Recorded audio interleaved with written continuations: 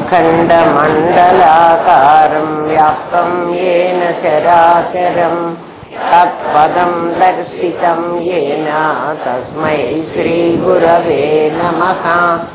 सदाशिवसमारम्भां शङ्कराचार्यमध्यमाम् अस्मदाचार्यपर्यन्तां वन्दे गुरुपरम्पराम्।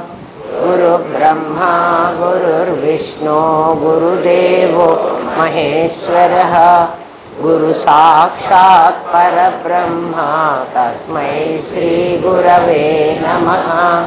नित्यानन्दं परमसुखदं केवलं ज्ञानमूर्तिं विश्वातीतं गगनसदृशं तत्त्वमस्यादिलक्ष्यम् एकं नित्यं विमलमचलं सर्वधी साक्षिभूतं भावातीतं त्रिगुणरहितं सद्गुरुं तं नमामि।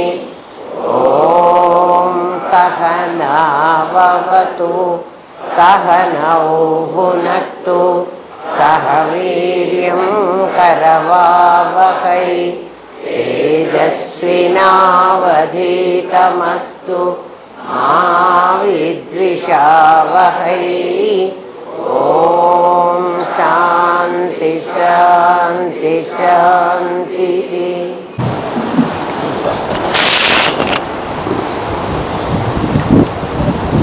శిష్యుడు అడుగుతున్నాడు, నా లోపల అహం అనే పేరుతో ఒకటి ఉందన్నారు కదా, అదే చైతన్యము అని మీరు చెప్తున్నారు కదా, అహం చిత్ కదా, మమ సత్తు అంటున్నారు కదా మీరు కదా. చిత్ అంటే నా కాన్షియస్నెస్సే కదా, అది నా దగ్గర ఉందని నాకు తెలుసు.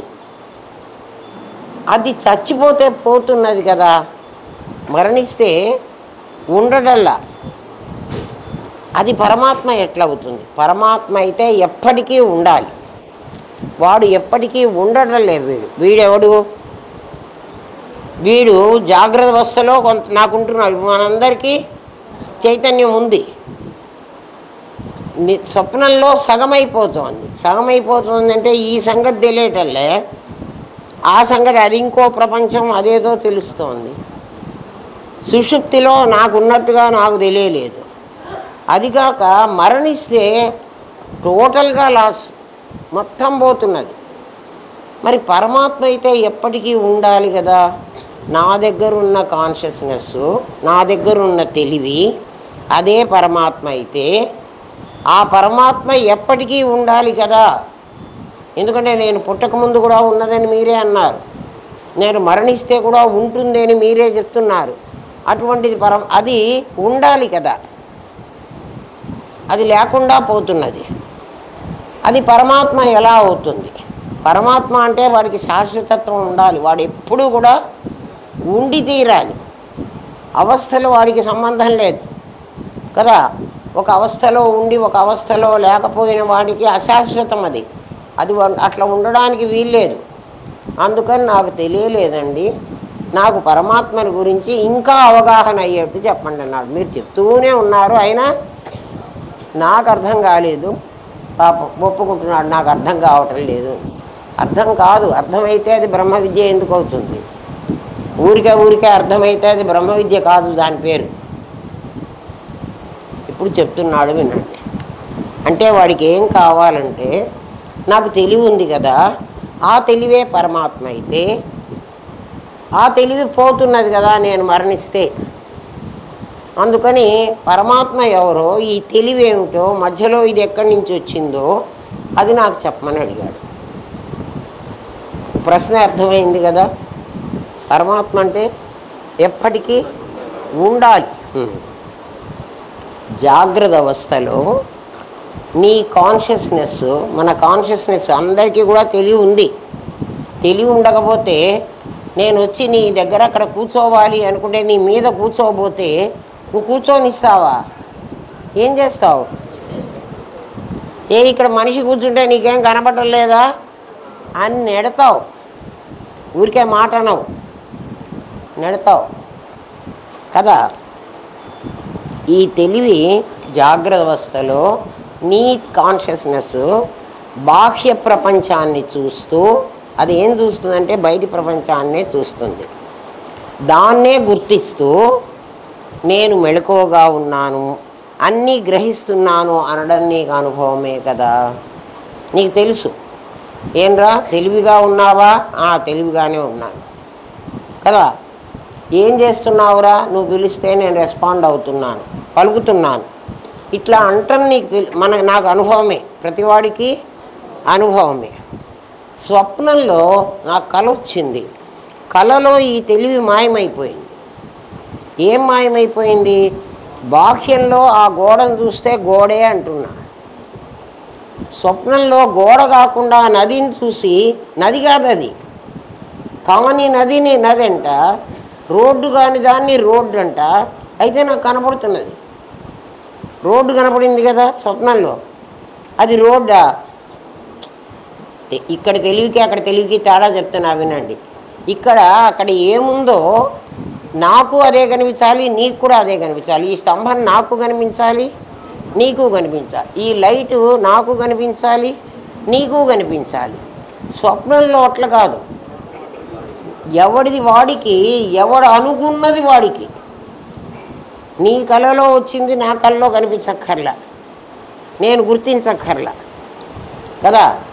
అందుకని ఈ ప్రపంచం మనందరికీ ఒకటే. స్వప్న ప్రపంచం ఎవడికి వాడికే. వాడి స్వప్నం వాడికే. ఒకడికి స్వప్నమే రాకపోవచ్చు.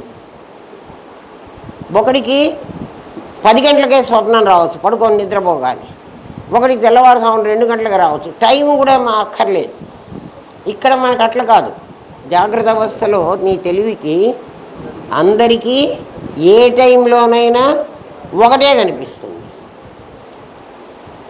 స్వప్న ప్రపంచంలో వస్తువులు కూడా వేరు.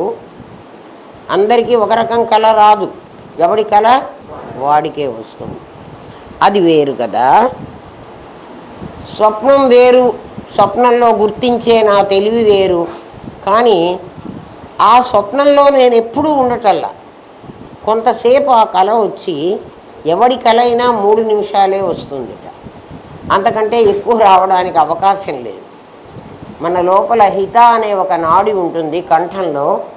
ఆ హితానాడిలో మనస్సు ప్రవేశించినప్పుడు మాత్రమే స్వప్నం వస్తుంది. అక్కడే ఉండదు.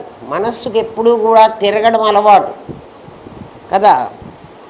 చంచలం హి మనఃకృష్ణ అన్నాడు భగవద్గీతలో. నా మనస్సు ఎప్పుడూ చంచలంగా తిరుగుతూ ఉంటుంది, ఒక చోట కూర్చోమంటే కూర్చోదు అని. అది అక్కడ కూర్చోకుండా స్వప్నంలోకి నుంచి సుషుప్తిలోకి వెళ్ళిపోతుంది. సుషుప్తిలో ఏం జరుగుతోంది అంటే, ఈ బాహ్య ప్రపంచం పోయింది, ఆ స్వప్న ప్రపంచం పోయింది కదా. ఏం కనిపించటంలే. ఎవడైనా కళలో ఇద్దరిలో ఏం కనిపించిందిరా అని అడిగితే ఏమంటాడు? ఏమి లేదు అంటాడు. అంటే ఏమిటి?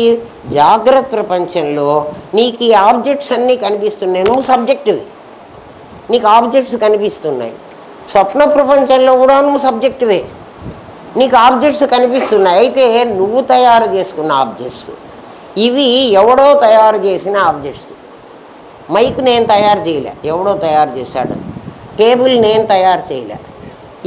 ఈ టేప్ రికార్డరు, ఈ గ్లాసు, ఇవన్నీ నేను తయారు చేయలే. ఎవడో తయారు చేసినవి నేను చూస్తున్నా. ఎక్కడ? బాహ్య ప్రపంచంలో, ఈ ప్రపంచంలో, జాగ్రత్త ప్రపంచం. దీని పేరు జాగ్రత్త ప్రపంచం. స్వప్న ప్రపంచంలో నేను తయారు చేసుకున్నవే నేను చూస్తున్నా. ఈ ప్రపంచంలో నా జ్ఞానము ఆ జ్ఞేయము వేరువేరుగా ఉన్నాయి. మీకు తేడా చెప్తున్నా, అందుకని ఇంకా గుర్తించడానికి. స్వప్న ప్రపంచంలో నా జ్ఞానము నా జ్ఞేయము ఒకటే. సుషుప్తిలో ఏమైందంటే ఈ ఆబ్జెక్ట్స్ అన్నీ పోయినాయి. మరి కళలో నాకు కనిపించినటువంటి ఆబ్జెక్ట్స్ సుషుప్తిలో ఏమైపోయినాయి? జాగ్రత్తలో నాకు కనిపించిన ఆబ్జెక్ట్స్, జాగ్రత్తలో ఆబ్జెక్ట్స్ కనపడుతున్నాయి. ఇవన్నీ మళ్ళీ రేపు నేను జాగ్రత్తలోకి వచ్చినా ఉంటాయి. అందుకని ఇవి నేను శాశ్వతం అంటున్నా. స్వప్నంలో నేను చూసినటువంటి ఆబ్జెక్ట్స్ నాకే రేపు మళ్ళీ కనిపించటంలే కదా. రేపు మళ్ళీ ఇదే కళ వస్తుందా, ఇదే టైంకి వస్తుందా? రాదు. ఇంకొక ఆబ్జెక్ట్స్ నాకు కనపడుతున్నాయి. మరి ఇవాళ నిద్రపోయినప్పుడు నాకు కళ వచ్చింది. అక్కడి నుంచి నేను సుషుప్తిలోకి వెళ్ళిపోయినా. నా సుషుప్తిలో ఇవాళే కదా నాకు రోజే నాకు కళ వచ్చింది, ఇవాళే నాకు ఆ వస్తువులన్నీ కనిపించినాయి, ఇవాళే నేను సుషుప్తిలోకి వెళ్ళాను. కానీ నాకు ఏ వస్తువు కనిపించటం లేదు. స్వప్న ప్రపంచం సుషుప్తిలో కనిపించదు. ఏమైపోయినాయి అవన్నీ? మరి అవి లేవా? లేకపోతే నాకు కల్లో ఎందుకు కనిపించినాయి? ఉన్నవే కదా కనిపించాలి. ఆ ఉన్నవి ఎట్లా మాయమైపోయినాయి? ప్రశ్న జాగ్రత్తగా వినండి. ఆన్సర్ వచ్చినప్పుడు మీకు అది అర్థమవుతుంది. సమస్య ముందు అర్థం కావాలి కదా. ఏమ్మా, స్వప్న ప్రపంచంలో వేరే ఆబ్జెక్ట్స్ వస్తున్నాయి, సుషుప్తిలో ఆబ్జెక్ట్స్ లేవు. 3 స్థితులు మీకు చూపిస్తున్నాయి. ఇప్పుడు ఒక స్థితిలో నాకు ఆబ్జెక్ట్స్ అన్నీ ఉన్నాయి, నాకు కాదు అందరికీ అవే సేమ్ ఆబ్జెక్ట్స్ ఉన్నాయి. స్వప్న ప్రపంచంలో అంటే ఇక్కడ చూసేవాడు చూడబడే వస్తువులు వేరువేరుగా ఉన్నాయి. నా స్వప్నంలో చూసేవాడిని చూడబడే వస్తువుని నేనే, రెండు కూడా నేనే తయారు చేసుకున్నా. మరి నేను తయారు చేసుకున్న వస్తువులు నాకు కనపడాలి కదా. సుషుప్తిలో వచ్చేటప్పటికి ఏ ఆబ్జెక్ట్స్ లేవు. అవి ఏమైపోయినాయో నాకు తెలీదు కదా.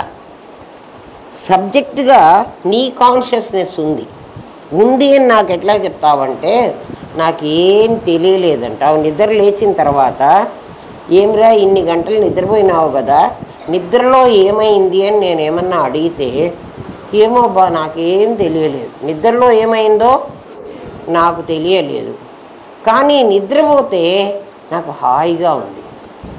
నిద్రపోతే హాయిగా ఉంది అని చెప్పేవాడికంటే నిద్ర లేనప్పుడు వాడికి ఏ విధంగా ఆ హాయి లేకుండా పోతుందో వాడు చెప్పగలడు నిద్రపోతే హాయి ఉంటుందని. మనం ఎప్పుడైనా నిద్ర పట్టదనుకోండి, నిద్ర పోమనుకోండి, తెల్లవారిన తర్వాత మనం ఎంత బాధపడుతూ ఉంటామంటే, ఏమిట్రా నాకు రాత్రి అంతా ఏం నిద్రపోకపోతే ఏమవుతుంది అనుకోం. నాకు నిద్రపోలేదే, రాత్రి అంతా నిద్ర పట్టలేదు అని మహా బాధపడిపోతూ ఉంటావు. ఎందుకు బాధపడుతున్నావు అంటే ఆ నిద్రలో పొందే హాయి ఇక్కడ నువ్వు మిస్ అయినావు. అందుకని నిద్రపోయినప్పుడు ఆ హాయిని నువ్వు గ్రహించలేవు. అది ఎట్లా గ్రహించలేను అంటే, సుఖాలు ఉన్నప్పుడు నీకు ఆ సుఖ స్ఫురణే ఉండదు. సుఖాన్ని నేను అనుభవిస్తున్నాను అన్నటువంటి భావనే ఉండదు. మరి ఎప్పుడు ఉంటుంది అంటే, కష్టం వచ్చినప్పుడు అరే సుఖం లేదే అనుకుంటావు. ఇది కూడా అలాంటిది కదా. సుఖం ఉన్నప్పుడు సుఖాన్ని నువ్వు ఎక్స్పీరియన్స్ చేస్తున్నావు అన్న స్ఫురణ నీకు ఉండదు, కానీ సుఖాన్ని అనుభవిస్తున్నావు. అప్పుడు ఏముంటుందంటే, ఇంకా వేరే ఇంకా నాకు ఏమైనా కావాల్సినవి, డబ్బులు చాలా ఉన్నాయి, ఏమేం కొనుక్కోవాలి, ఏమేమి ఫెసిలిటీస్ నేను పొందాలి, ఇంకా ఎంత హ్యాపీగా ఉండాలి అని ఆలోచిస్తున్నావు. కానీ సుఖం లేనప్పుడు నీకు కష్టం ఉన్నప్పుడు తెలుస్తుంది. అందుకని నిద్ర లేనప్పుడే నిద్ర విలువ తెలుస్తుంది. అంటే నిద్రలో నువ్వేం పొందావో, నిద్రలో నువ్వు చాలా హాయిగా ఉంటున్నావు, నిద్ర లేచిన తర్వాత అబ్బా హాయిగా నిద్రపోయినానరా అంటున్నావు. ఆబ్జెక్ట్స్ లేవు, నువ్వు ఇక్కడ ఆబ్జెక్ట్స్ని చూసి హాయిగా ఉందంటున్నావు. ఒక సినిమాకి వెళ్ళొచ్చి నాకు చాలా బాగుంది అంటున్నావు, ఒక సీనరీ చూసి నాకు చాలా బాగుంది అంటున్నావు. అంటే నువ్వు హ్యాపీ ఫీల్ అవుతున్నావు. కానీ నిద్రలో ఏ ఆబ్జెక్ట్స్ లేవు, నువ్వేం చూడలే, అయినా నాకు హాయిగా ఉంది అంట. అసలు నీకు హాయిగా ఎందుకుందో మళ్ళీ చెబుతా, గుర్తుపెట్టుకొని ఉండండి. నిద్రలో నీకు హాయి ఎందుకు ఉంటుంది అనేది గుర్తుపెట్టుకొని ఉండండి. చెబుతా, ఈ లెసన్లోనే చెబుతాను. కానీ నీకు హాయి ఎక్స్పీరియన్స్ చేస్తున్నావు నిద్రలో. సరే, నాకేమీ తెలియదంటావు, కానీ నేను హాయిగా ఉన్నాను అంటావు. అప్పుడు నీకెందుకు తెలియలేదు? స్వప్న స్థితిలో నీ చిత్తసాగరంలో ఏమేమి వృత్తులు దాచుకున్నదో దాంతో స్వప్న ప్రపంచాన్ని సృష్టించింది. ఇది మీకు ముందే తెలుసు. మనస్సు ఏం చేస్తుందంటే మనం పడుకోగానే ఎవడు నిద్రపోడు. మనం పడుకోగానే మన ఇంద్రియ జ్ఞానం అంతా మనస్సు తీసుకుంటుంది. మనస్సు షష్ఠాని ఇంద్రియాన్ని, అది 6వ ఇంద్రియం. అది మన కళ్ళు, మన చెవులలో వినే జ్ఞానం, కళ్ళల్లో చూసే జ్ఞానం, ముక్కులో వాసన చూసే జ్ఞానం, ప్లస్ గాలి పీల్చే జ్ఞానం. గాలి పీల్చేది వేరే, అది ప్రాణం. వాసన చూసే జ్ఞానమే. ఈ జ్ఞానాలన్నిటినీ లోపలికి లాక్కుంటుంది. ఎవరైనా కళ్ళు గుచ్చుకుపోతున్నాయిరా నాకు అంటారు. గుచ్చుకుపోవడం అంటే లోపలికి లాగుతున్నాయి. ఎవరు లాగుతున్నారు? నీ మనస్సు లాగుతుంది. మనస్సు వాటన్నిటినీ తీసుకెళ్ళి వాటినన్నిటినీ ఒక చోట పడుకోబెట్టి వాటి జ్ఞానం ఇంకా పనిచేయదు. మనస్సు మాత్రం చిత్తసాగరంలోకి వెళుతుంది. అక్కడికి ఎందుకు వెళ్ళిందండి? దానికి ఏం పని అంటే అందులో దాని వాసనలన్నీ దాచిపెట్టుకుంది. మనం చూస్తున్న బొమ్మలన్నీ జాగ్రత్త అవస్థలో ఏమేమైతే మనం చూసే ఇంప్రెషన్స్ అంటాం, వాటి ఈ తాలూకు ఇంప్రెషన్స్ అన్నీ లోపల దాచుకుంది. ఆ ఇంప్రెషన్స్ అన్నీ దానికి ఏది నచ్చితే దాన్ని బయటికి తీసుకుని దాంతో క్రియేట్ చేసుకుంటుంది. అర్థమైందా? మనస్సు అందుకే రోజు ఒక కళ రాదు మనకు కదా. మనకి సంబంధించినవే, ఎవరికి సంబంధించిన వాళ్ళే వాడి కళలో వస్తారు. వాడికి సంబంధం లేని వాళ్ళు ఏ అమెరికన్సో, ఏ రష్యన్సో, ఏ చైనీసో రారు ఎవడి కళ్ళలోకి. ఎందుకు అంటే వాడి చిత్తసాగరంలో వాడి వాసనలే ఉన్నాయి. ఆ వాసనలన్నీ తీసుకుని వాడి మనస్సు ఆ వాసనను బట్టి వృత్తులన్నీ తయారు చేసుకుంటుంది. ఆ తయారు చేసుకున్న వృత్తులతో తనకు కావలసినటువంటి విధంగా ఆడుకుంటుంది. పరమాత్మ ఈ ప్రపంచాన్ని అట్లాగే సృష్టించాడు అని మీరు అర్థం చేసుకోవడానికి మీకు కల పెట్టాడు. పరమాత్మ కూడా అట్లాగే ఏకహ అనేకో అహమస్మి అని తను చాలా అవ్వాలనుకుని ఏ వాసనలు అయితే ఉన్నాయో అన్ని వాసనలకి అన్ని రూపాలు కల్పించుకున్నాడు. నువ్వు నీ చిత్తసాగరంలో ఉన్న వాసనలకి నువ్వు రూపాలు కల్పించుకొని నీ కళలో రకరకాలు సృష్టి చేశావు. దానికి మెటీరియల్ ఎక్కడి నుంచి వచ్చింది? పరమాత్మకు మెటీరియల్ కావాలన్నా. నీ కళలో, మన కళలో అందరూ కూడా బొమ్మలు చూసారా చూడలేదా? చిత్రాలన్నీ కనిపించినాయి కదా. వాటినన్నిటినీ ఎవరు ఏ కూలీలు తయారు చేశారు, ఏ మెటీరియల్తో తయారు చేశారు, ఎంత టైం తీసుకున్నారు? ఏమీ లేదు. నువ్వు అట్లా నీ చిత్తసాగరంలో నుంచి తెచ్చిన వస్తువులతో నువ్వు తయారు చేసుకున్నావు. గాఢ సుషుప్తిలో ఇంకా నిద్ర వచ్చేసింది, కళ అయిపోయింది. కళ 3 నిమిషాలే వస్తుంది, కానీ చాలా సంవత్సరాలు గడిచినట్టుగా మనకు అనిపిస్తుంది. అట్లా ఎట్లా అనిపిస్తుందండి? 3 నిమిషాల కళ అంటే సినిమా 3 గంటలు చేస్తున్నాడే. ఒక హీరో బాల్యం నుంచి వాడు చచ్చే వరకు నీకు సినిమా అంతా చూపించాడా, చూపించలేదా? ఎంతసేపట్లో? 3 అవర్స్లో. ఇప్పుడు 2.5 అవర్సే కదా. మరి నీకు 3 నిమిషాల్లో నీకు కళ చూపించలేదా? ఎంతైనా సంవత్సరాలు జరిగినవి కూడా చూపిస్తుంది. అది తర్వాత ఏమైంది అంటే ఇది మళ్ళీ అజ్ఞానంలో లయమైపోతుంది. నీ మనస్సు కూడా అజ్ఞానంలో మునిగిపోతుంది. ఒక ఉదాహరణ చెప్పినప్పుడు మీకు ఇది అర్థమవుతుంది. ఇప్పుడు విషయం చెప్పాను, విషయం మీకు అర్థం కాదు. కళ మీకు అనుభవంలో ఉన్నప్పటికీ విషయం అర్థం కాదు. ఇప్పుడు మీకు అర్థమవుతుంది, చూడండి కదా. లెక్క చేసి చూపించినప్పుడు అర్థమవుతుంది. లెక్క టీచర్ ఎంత చెప్పినా, అందుకే బోర్డు మీద లెక్క చేస్తాడు, చెప్తాడు ముందు, అయినా మనకు అర్థం కాదు. సూత్రం కూడా చెబుతాడు, అయినా అర్థం కాదు. ఫార్ములా చెప్తాడు కదా. సరే, దీన్ని బట్టి మనస్సు కాన్షియస్నెస్ ఒకటి కాదు, అవి వేరు. మనకి తెలుసు ఆ సంగతి. ఎందుకంటే మనస్సు వేరు, జ్ఞానం వేరు. మనస్సుతో జ్ఞానం ఉంటుంది. ఫ్యాన్ వేరు, దానిలో దూరిన కరెంటు వేరు. కరెంట్ ఉండకపోతే ఫ్యాన్ పని చెయ్యదు, ఊరికే ఉంటుంది. అట్లాగే మనస్సు కూడా జ్ఞానం అనేటువంటిది దానిలో చేరకపోతే అది కూడా పని చెయ్యదు. ఒక ఉదాహరణతో నువ్వు అర్థం చేసుకో. నీకు ఉదాహరణ చెప్పకపోతే నీకు అర్థం కాదు. ఒక కారు, నీవు కారులో రోడ్డు మీద ప్రయాణం చేస్తున్నావు. కారు చూపిస్తావా అమ్మా?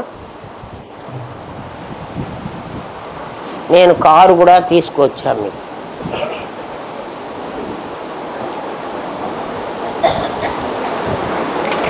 ఇది కారు. పట్టుకో, నువ్వే పట్టుకో. రోడ్ అటు తిప్పాలి. రోడ్డు కదా, కారు ముందుకు పోవాలి. ఈ కారుతో దీనికి 2 హెడ్లైట్లు ఉన్నాయి. నేను కారులో పోతూ పోతూ మన పిల్లలకి, నాతో పాటు వచ్చిన ఎవరు వస్తే వాళ్ళకి చెప్తూ ఉంటా. ఈ కారు ప్రయాణం చేస్తూ ఉంది. ఈ హెడ్లైట్లు ఏం చేస్తాయంటే రోడ్డును మాత్రమే చూపిస్తాయి. కారువే హెడ్లైట్లు, కానీ కారులో ఉన్న మనకి ఏమీ చూపించవు. కారులో ఉన్న మనకి ఏం కనబడుతుంది? చీకటే ఉంటుంది. కారు బయట చీకటే ఉంటుంది. అటుపక్క ఇటుపక్క మన కారులో రోడ్డు మీద పోతున్నాం అనుకోండి, మరి లైట్లు ఉన్నాయి కదా మన దగ్గర, పెద్ద పెద్ద లైట్లు. కానీ ఈ లైట్లు ఏం చేస్తున్నాయి? రోడ్డు మాత్రమే చూపిస్తుంది. రోడ్డు మాత్రమే చూపించడానికి మన దగ్గర కూడా ఉన్న మన కాన్షియస్నెస్ ఉంది కదా, మనకి ముందు చూపిస్తూ ఉంటుంది. ఏం ముందు చూపిస్తుంది? మీరు ఇట్లా అర్థం చేసుకోవాలి బ్రహ్మ విద్యని.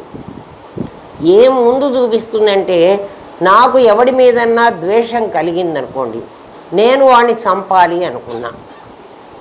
ఇది నాకు కలిగిన ఆలోచన, చెడ్డదే అనుకోండి, కానీ మీకు అర్థమవుతుంది అందుకని చెప్తున్నా. నాకు ఎవడున్నారు, నాకు గిట్టలేదు, నేనేమనుకున్నాను? వాడిని చంపాలి అనుకున్నా. చంపాలి అనుకున్నది నా మనస్సులో కలిగిన నా ఆలోచన, అంతే కదా. చంపలే ఇంకా నేను. అంటే ఇది హెడ్లైట్లు, నా కారు లైట్లు వెలిగాయి. చంపాలి, నామం వచ్చింది కదా. నామం అంటే ఆలోచన వచ్చింది కదా, వాడిని చంపాలనుకున్నా. ఆ చంపాలి అనుకున్న మరుక్షణమే చంపితే నువ్వు జైలుకు పోతావు ఫ్యూచర్ని నాకు చూపించింది. చూపించలే అంటే ఇప్పుడు నీ లైట్లు ఏం చూస్తున్నాయి? ముందు చూస్తాయి. నువ్వు ఒక వ్యాపారం చేద్దాము అనుకున్నావు. ఒరే, ఆ వ్యాపారం చేస్తే వాడు నష్టపోయినాడు, వీడు నష్టపోయినాడు, నువ్వు కూడా నష్టపోతావురా, అది ఇల్లీగల్ వ్యాపారం, వెంటనే నీకు తెలుస్తోంది. అది నీ లైట్లు రోడ్డును చూడటం. ఎప్పుడూ ముందే చూస్తాయి కానీ లోపల ఉన్న నీకు చూపించవు కదా. నీ జ్ఞానం ఏం చేస్తుంది? ఒక ఆలోచన రాగానే ఆ ఆలోచన తాలూకు భవిష్యత్తులో జరగబోయేదాన్ని నీకు చూపిస్తుంది, ప్రతివాడికి చూపిస్తుంది. కానీ మనం ఏం చేస్తామంటే దాన్నే అంతర్యామి అంటాడు. అంతర్యామి అంటే ఈ కారు లైట్లు ఏం చేస్తున్నాయంటే కారులో ఉండి కదా, కారు లోపల ఉంటాయి, కారు బయట ఉండవు లైట్లు, కారులోనే ఉన్నాయి. దీని కనెక్షన్లు అన్నీ కారులోనే ఉంటాయి. ఈ లైట్లు ఏం చేస్తూ ఉంటాయంటే కారులో దాన్ని చూపించదు. బయట ఆ రోడ్డు మీద ఎదురుగా లారీ వస్తోంది, ఈ పక్క ఇంకో ఎద్దుల బండి వస్తోంది, ఆ పక్క బైక్ వాడు వెళ్తున్నాడు, నీకు వాణ్ణి చూపిస్తుంది. అర్థమైందా? కారు ఏం చేస్తోంది? కారు లైట్ ఏం చేస్తోంది? లైట్ కారుకుంది, జ్ఞానం నీకుంది, కాన్షియస్నెస్ నీకుంది, నీ తెలివి ఉంది. నీ తెలివి ఏం చేస్తోందంటే ఎప్పుడైతే నీకు ఒక థాట్ వచ్చిందో, ఒక ఆలోచన వచ్చిందో, చాలా కష్టము, మీరు అర్థం చేసుకుంటే చాలా తేలిక కదా. అది ఏం చేస్తుందంటే నీకు భవిష్యత్తులో రాబోయేటువంటి దీనివల్ల కలగబోయే నష్టాలు, దీనివల్ల నష్టం ఏమిటంటే ఈ కారు ముందుకు వెళితే ఆ లారీ కొడుతుందిరా, వాడి స్పీడ్ చూసుకో, నీ స్పీడ్ చూసుకో కదా. ఆ స్పీడ్ ప్రకారం నువ్వు ప్రయాణం చెయ్యి, లేకపోతే వాడు కొడతాడు. అక్కడి దాకా పోయిన తర్వాత నువ్వు అక్కడ జాగ్రత్త పడకపోతే వీడు వస్తున్నాడు, వీడు కొడతాడు. భవిష్యత్తును నీకు చూపిస్తుంది ఎవరు? హెడ్లైట్. హెడ్లైట్ అంటే నీ దగ్గర నీ అంతర్యామి, నీ కార్ లైట్. నీ లైట్ నీకు ఎప్పుడు ఏ ఆలోచన వచ్చినా ముందు ఏం జరగబోతోందో నీకు చెప్తుంది. ఏం కాదులే అని నువ్వు డ్రైవ్ చేసావనుకో యాక్సిడెంట్ అవుతుంది అని దాన్ని చూసి అసలు అవుతుంది కాదు నీకు కనపడంగానే ఆటోమేటిక్గా నువ్వు కంట్రోల్ చేసుకోవాలి నీ కార్ని. చదువురా, లారీ ఇక్కడి నుంచి వస్తుంటుంది, నేను లారీ వెనక నుంచి ప్రయాణం చేస్తున్నా. ఇమీడియట్గా నేనేం చేస్తాను, ఈ రోడ్లో ఇంకా కొంచెం దూరంలో ఇంకో బండి ఉంటుంది, రోడ్డు కాదు 2 లేన్స్, ఈ లేన్లో నేను ఈ లేన్లోకి వస్తా. ఈ లేన్లోకి వచ్చినప్పుడు వీడు ఇంకా నా ముందుకు వచ్చే లోపల నా స్పీడ్ ఇంకొంచెం పెంచుకుని నేను టర్న్ అవుతా. టర్న్ అయ్యి ఇంకా కాస్త వెళతా. వీడు నన్ను కొట్టే లోపల అక్కడ ఇంకోడు పోతూ ఉంటాడు, నేను మళ్ళీ అక్కడికి తిరిగి అక్కడికి వెళతా. నన్ను ఇట్లా తిరగమని చెప్పింది ఎవడు? నీ జ్ఞానమే. తిరగకపోతే ఏమవుతుంది అని చెప్పింది కూడా నీ జ్ఞానమే కదా. అప్పుడు స్పీడ్ పెంచుకోవాలో, నువ్వు టర్న్ అయ్యేటప్పుడు స్పీడ్ పెంచక్కర్లా, నువ్వు తిరిగేటప్పుడు స్పీడ్ పెంచాలి, మళ్ళీ తిరిగేటప్పుడు స్పీడ్ పెంచాలి. పెంచకపోతే వీడు వచ్చి కొట్టేస్తాడు. అర్థమైందా? ఏమమ్మా మాకు తెలియదు, మీకు తెలియకపోతే ఇంకా నేనేం చేయలేను. జ్ఞానం పెట్టుకోండి. హెడ్లైట్లు మనం ఇప్పుడు తెలుసుకోవాల్సింది ఏమిటంటే, నీ దగ్గర ఉన్న లైటు నీకు ఎదురుగా జరగబోయే దాన్ని మాత్రమే చెప్పగలదు, నీ లోపల చెప్పలేదు. నీ లోపల ఏం జరుగుతుందో చెప్పలేదు. ఎట్లా చెప్పలేదంటే, నాకు అసలే డయాబెటీస్ అనుకోండి, నాకు వాళ్ళ ఇంటికి పోతే లడ్డూలు మైసూరు పాకులు ఇంకా అన్ని పంచదారతో చేసినవన్నీ బాగా పెట్టారు. వాళ్ళకి నేనంటే చాలా ఇష్టం, పెట్టారు కదా, వాళ్ళు ప్రేమగా పెట్టారు. నేను బాగా తినచ్చు, తినాలని కూడా నాకు కూడా ఉంది, స్వీట్లు కూడా అవైలబుల్ ఉన్నాయి. వెంటనే నా లోపలి జ్ఞానం ఏం చెప్తుందంటే, తింటే నీకు డయాబెటీస్ షూటప్ అవుతుంది అని చెప్తుందే కానీ తిన్న తర్వాత నాకు రాబోయే రోగం గురించి అది మాట్లాడు. కారు లోపల ఉన్న లైట్ రాదు. అది ఇప్పుడు అర్థమైంది. చెప్పిందా చెప్పలేదా? ప్రతి వాడికి చెప్పి తీరాలి, ఎందుకంటే ఆ లైట్ల పర్పసే అది. ఏమ్మా ఈ లైట్లు ఇంకా ఏం చేస్తాయంటే, ఇంకా కాస్త లోపలికి వెళుతున్నాం. మొట్టమొదట ఏం చేసాం, కారు ముందర విషయమే చూపిస్తుంది కానీ రోడ్డే చూపిస్తుంది. దాని పనే అది, రోడ్డు చూపించడమే దాని పని. రోడ్డు మీద వెహికల్స్ ఏమొస్తున్నాయో వాటిని ఎట్లా తప్పించుకోవాలో అవన్నీ నువ్వు చేసుకోవాలి. చెప్తుంది అంతే, చూపిస్తుంది. చూపించిందంటే చెప్పిందని అర్థం. ఈ లైట్లు ఇంకా ఏం చేస్తాయంటే, ఆ కారు పక్కన పేర్లు రాసి ఉంటాయి, ఆ బోర్డులు, సైన్ బోర్డులు ఏవో ఉంటాయి. అవన్నీ ఏమిటంటే రేడియం వేస్తాడు అక్కడ, స్టిక్కర్లు అవి. అది కాక రోడ్డు మీద కూడా చిన్న చిన్న స్టిక్కర్లు ఉంటాయి. నా హెడ్లైట్లు వాటి మీద పడి అవి ప్రకాశిస్తూ ఉంటాయి. అవి బల్బులు కావు, వాటికి కరెంటు లేదు, ఎలక్ట్రిసిటీ దాంట్లోకి రావట్లే, రోడ్డు మీద కరెంట్ లేదు. కానీ అవి కాక ఇక ఇది నందికొట్కూరు, ఇది ఇంకో ఊరు, ఏదో ఆకుపచ్చ స్టిక్కర్లు ఉండి దాంతో రేడియంతో అక్షరాలు కూడా కనపడుతూ ఉంటాయి. అది నందికొట్కూరు కాదు, అది బోర్డు. అంటే ఏమిటి, అక్కడి నుంచి వెళితే నువ్వు నందికొట్కూరుకి వెళతావు కదా. ఆ బోర్డు నీకు ఏం చేస్తోందంటే ఇండికేట్ చేస్తోంది.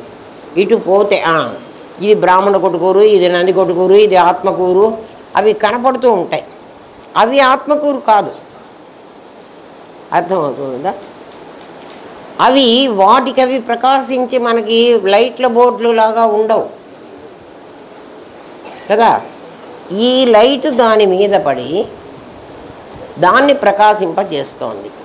నా లైటు, నా కాన్షియస్నెస్ దాని మీద పడి అది స్తంభం అనేటువంటి జ్ఞానం నాకు కలిగిస్తోంది. అర్థమైందా? మీ దగ్గర ఉన్న జ్ఞానం అది ముందుకే వెళ్ళాలి కదా, చూపించి అది ఫలానా అని నాకు తెలియజేస్తోంది, లేకపోతే అది నాకు చెప్పలే. ఇప్పుడు ఆలోచించండి కొంచెం సేపు, ఎవరి బుర్రతో వాడు ఆలోచించండి.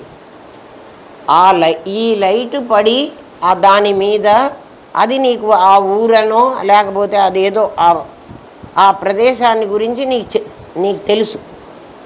అది మాట్లాడిందా, ఇది మాట్లాడిందా? ఎవ్వరు మాట్లాడలే. మరి ఎవరు మాట్లాడారు? ఆ రెండింటినీ చూసి నీకు అర్థమైంది, దాన్ని అర్థం చేసుకున్నది నీ జ్ఞానం. ఈ లైట్ ఇండికేట్ చేసింది. జాగ్రత్తగా వినండి. నేను చూడకపోతే, కారులో కూర్చున్న నేను చూడకపోతే అది నందికొట్టుకూర, అది దీని మీద లైటు పడింది, దాని మీద నందికొట్టుకూరని వెలిగింది. కానీ చూసి అర్థం చేసుకున్న వాడిని నేను లైట్ కాదు, నేను జ్ఞానాన్ని. ఈ లైటు దాని మీద పడి నాకు అర్థమయ్యేటట్టుగా చెప్పింది. అర్థం చేసుకున్నది నేను, కానీ అవి రెండూ కాదు. అట్లా ఈ నేను జీవుణ్ణని, అది జగత్తని నాకు అర్థం అవ్వాలి. అందుకే ఇది ప్రకాశం, అది విమర్శ. ఏది ప్రకాశం?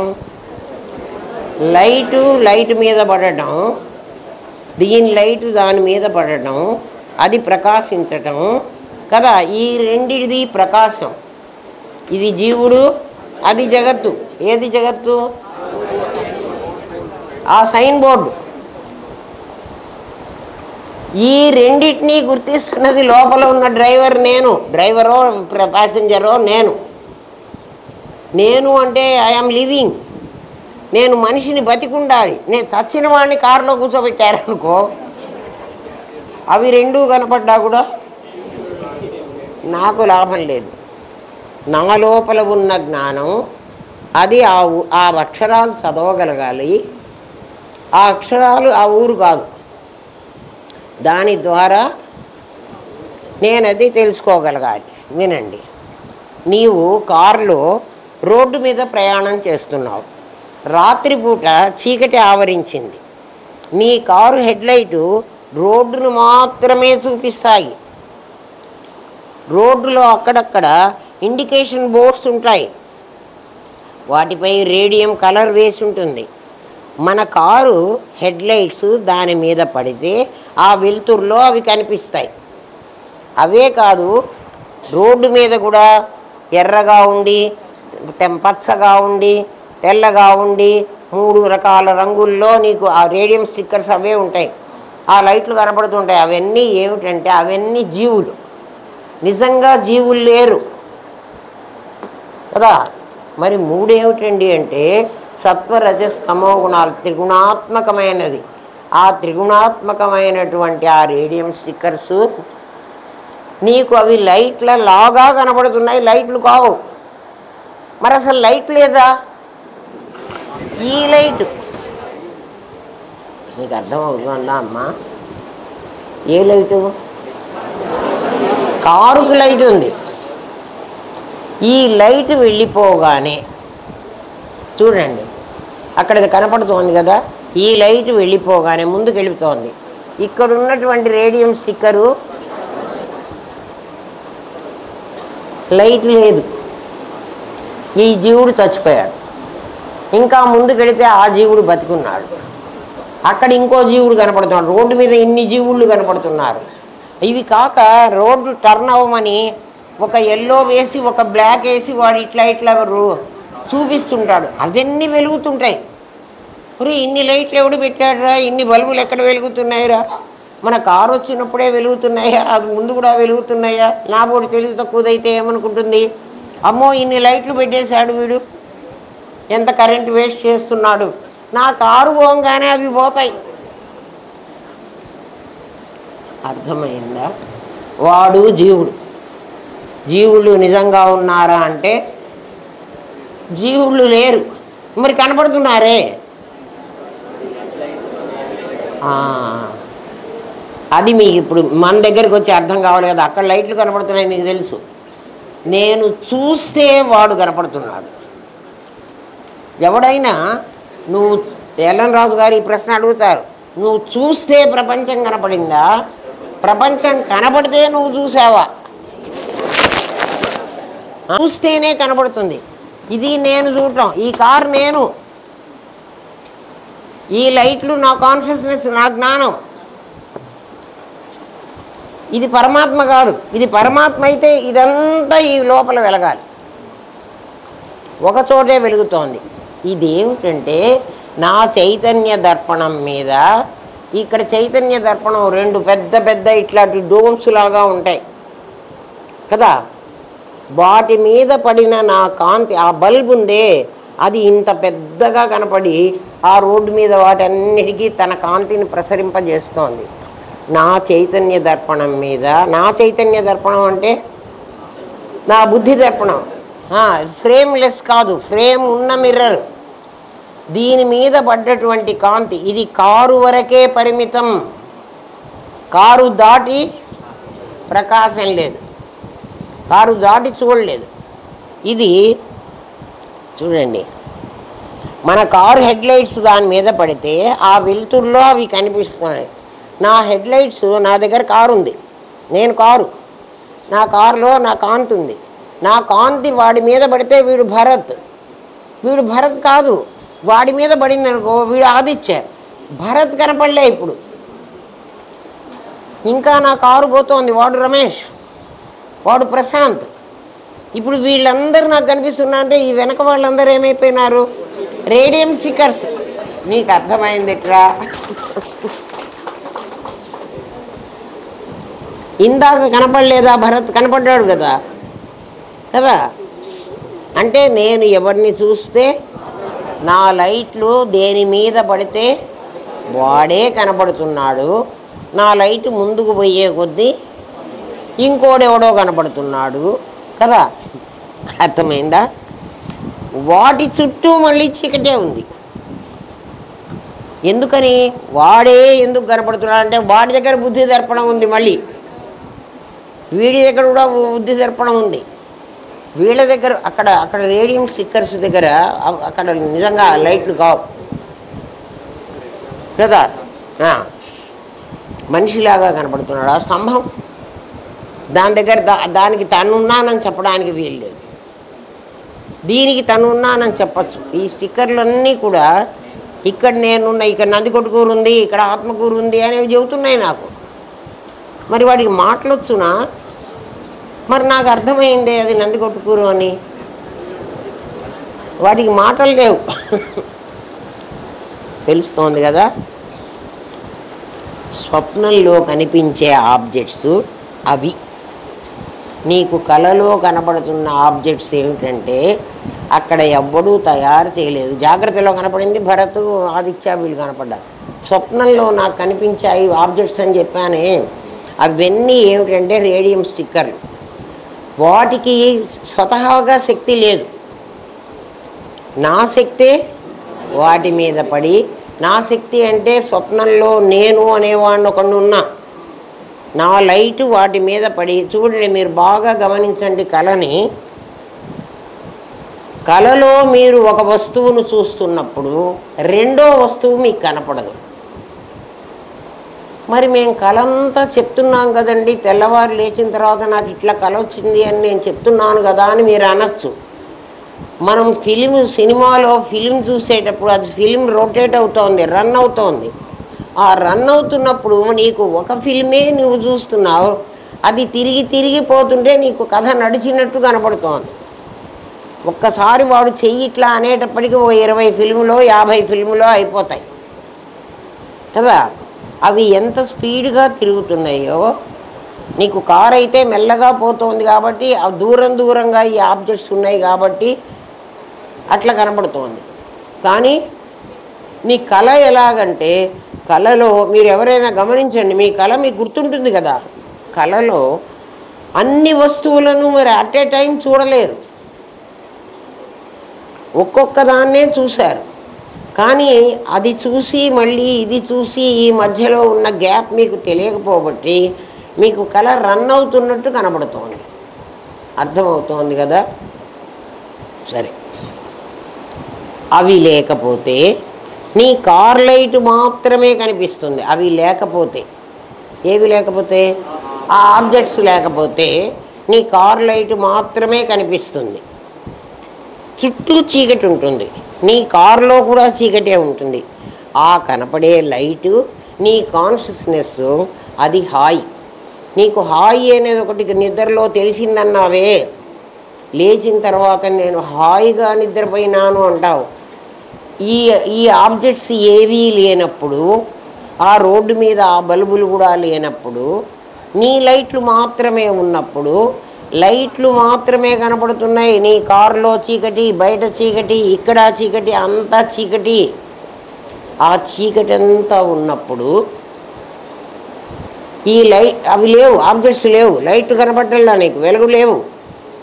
ఎక్కడికి ఏమీ నీకు నందికొట్టుకూరు కనపడలే, ఆత్మకూరు కనపడలే, కానీ లైట్ ఉంది.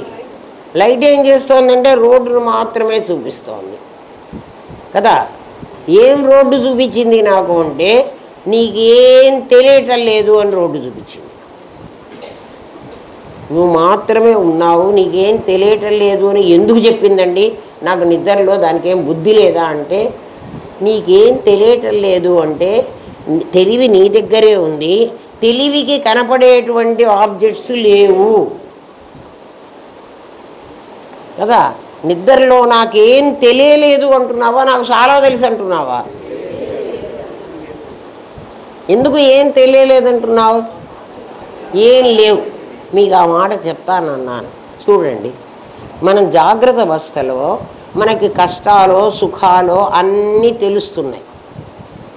కష్టం ఉంటే కదా నీకు తెలిసింది, సుఖం ఉంటే కదా నీకు తెలిసింది. సుషుప్తిలో అంటే మనస్సు, వస్తువులన్నీ నీకు ఎట్లా కనపడుతున్నాయంటే, నీ దగ్గర నుంచి నీ మనసు వాటి వరకు వెళ్ళి వాటిని టచ్ చేసి అది అవతలికి పోలేక మళ్ళీ వెనక్కి తిరిగి వచ్చి నీకు ఫలానా వస్తువు అక్కడ ఉందని చెప్తోంది. అంతేనా? అందుకే కదా మనకు కనపడుతున్నది. ఇప్పుడు నీ కాన్షియస్నెస్ కూడా వెళ్ళింది స్వప్నంలో ఏమన్నా కనపడతాయేమో అని. స్వప్నంలో కాదు, సుషుప్తిలో. అక్కడ ఏం కనపడలే. అప్పుడు అది ఏం చేస్తుంది? ఏమన్నా కనపడితే కదా దాని దాకా పోవాలి. పోయి అక్కడి దాకా పోయి వెళ్ళలేక తిరిగి రావాలి. అసలు అక్కడ ఏమీ వస్తువే లేకపోతే కదా. అది ఎట్లాగంటే, రోడ్డు ఖాళీగా ఉంది, ఎదురుగా నాకు లారీ వస్తే, బస్సు వస్తే, లేకపోతే ఎడ్ల బండి వస్తే నాకు చెప్పింది నా లైటు. రోడ్డు మీద అసలు ఎవరు లేరు, రోడ్డు నా కోసమే ఖాళీగా వదిలిపెట్టేశారు. నిన్న మేము అట్లాగే వచ్చాం. అట్లా వచ్చినప్పుడు ఇది నీకు ఆబ్జెక్ట్స్ లేకపోతే అక్కడ ఉన్నాయని నీకు ఎందుకు చెప్తుందిరా? అందుకని నిద్రలో నీకేం తెలియలేదు, చెప్తానన్నాను కదా. జాగ్రత్తలో నీ మనస్సు దాని దగ్గరికి వెళ్ళి దాన్ని చూసి ఏం చూసిందంటే, వాడెవడో ఇల్లు కట్టుకున్నాడు, చాలా పెద్ద ప్యాలెస్ కట్టుకున్నాడు, నా మనస్సు అక్కడ దాకా పోయింది, ఆ ప్యాలెస్ని తీసుకొచ్చి నా లోపల పెట్టింది. పదేగా అక్కడ ప్యాలెసే లేదనుకోండి, పెట్టదు. జాగ్రత్త అవస్థలో ప్యాలెస్లు ఉన్నాయి, స్వప్నావస్థలో నేను తయారు చేసుకున్న ప్యాలెస్లు ఉన్నాయి, సుషుప్తిలో ప్యాలెస్లు లేవు. అందుకనే నీవు హాయిగా నిద్రపోతున్నావు. సుషుప్తిలో ఏం లేదు. ఇప్పుడు ఆ సుషుప్తి హాయిని గుర్తు చేసుకుని జాగ్రత్త అవస్థలోకి వచ్చి ఇక్కడ నాకు హాయి ఎందుకు లేదు అని ఆలోచించు.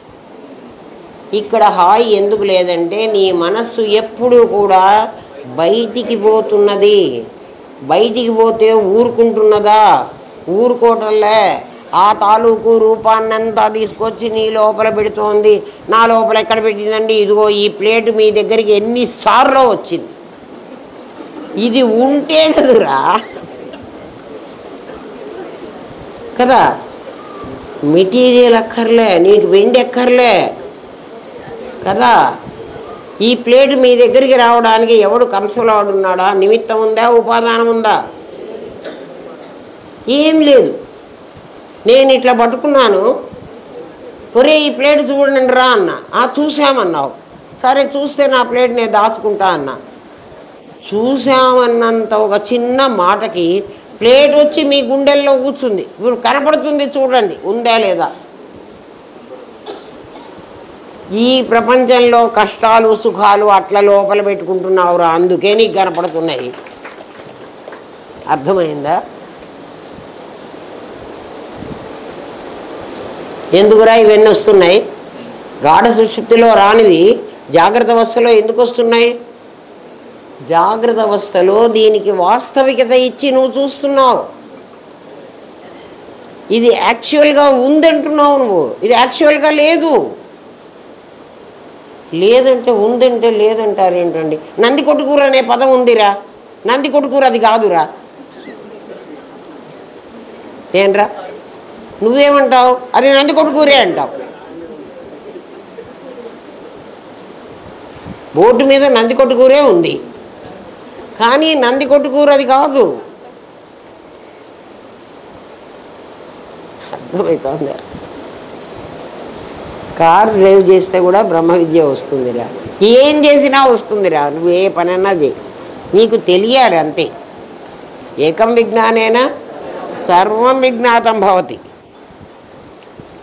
ఇందాకే చెప్పాను కదా, జాగ్రత్త అవస్థలో మనకు కష్ట సుఖాలు ఎందుకుంటున్నాయి అంటే, కష్టాన్ని సుఖాన్ని నువ్వు వెళ్ళి కౌగలించుకుంటున్నావు.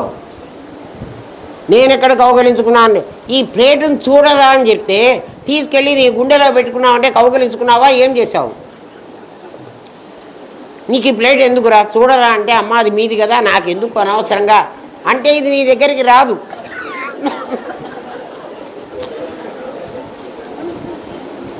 ఏమో చూడరా అంటున్నారు, తర్వాత నాకే ఇస్తారేమో.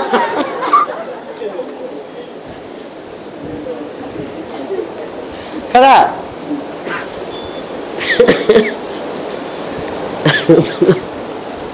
సరే,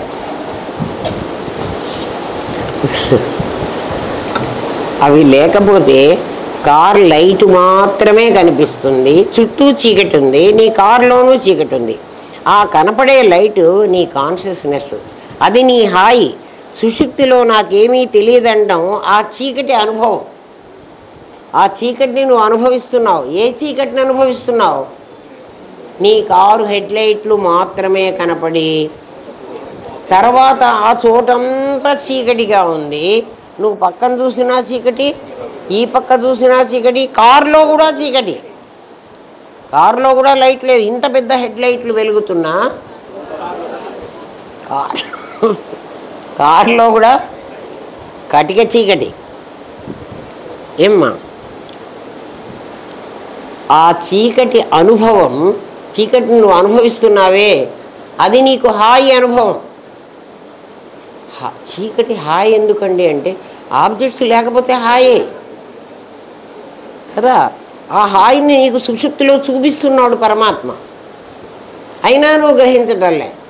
నువ్వే ఆలోచించవచ్చు కదా, నిద్రలో నాకు ఈ ప్రపంచం లేదు కదా. ఎందుకంటే మా గురుదేవులు చెప్తారు, ఒక చచ్చిపోయిన వాళ్ళ దగ్గరికి వెళ్ళమనేవాళ్ళు మమ్మల్ని. వెళ్ళేవాళ్ళం, వాళ్ళు ఏడుస్తూ ఉండేవాళ్ళు. ఆ శవం మీదే ఆ తల్లి తలకాయ పెట్టుకొని ఏడిచి ఏడిచి కొంతసేపటికి ఒక క్షణం పాటు నిద్రపోతుంది. ఆ భార్యో ఆ తల్లో ఎవరో ఒకళ్ళు. ఆ నిద్రపోయిన ఆ క్షణంలో ఆమె శవం మీద తలకాయ పెట్టుకున్నాను అన్న సంగతి ఆమెకు తెలియదు. నిద్రపోయిన ఆ క్షణంలో తన భర్త చనిపోయినాడు అనే సంగతి ఆమెకు తెలియదు. మరి ఏమీ తెలియకుండా హాయిగా నిద్రపోయిన మనిషికి ఈ ప్రపంచం ఇంకా ఉంది అనే నమ్మకం ఉండబట్టి కదా ఈ ప్రపంచంలో ఈ కష్టాలు, ఈ సుఖాలు, ఈ బాధలు, ఈ గొడవలు కదా, ఈ జలసీలు ఇవన్నీ ఎందుకు వచ్చినాయిరా? నిజంగా లేవు కదా. ఎవడైనా నన్ను చూసి కుళ్ళిపో నీకు ఎవడైనా చెప్పాడా? నువ్వెందుకురా కుళ్ళిపోతున్నావు? కుళ్ళి గుమ్మడికాయలాగా. చూడండి, గుమ్మడికాయ ఎందుకు కుళ్ళుతుంది? దాని తొడిమ ఊడితే అది కుళ్ళుతుంది. గుమ్మడికాయలని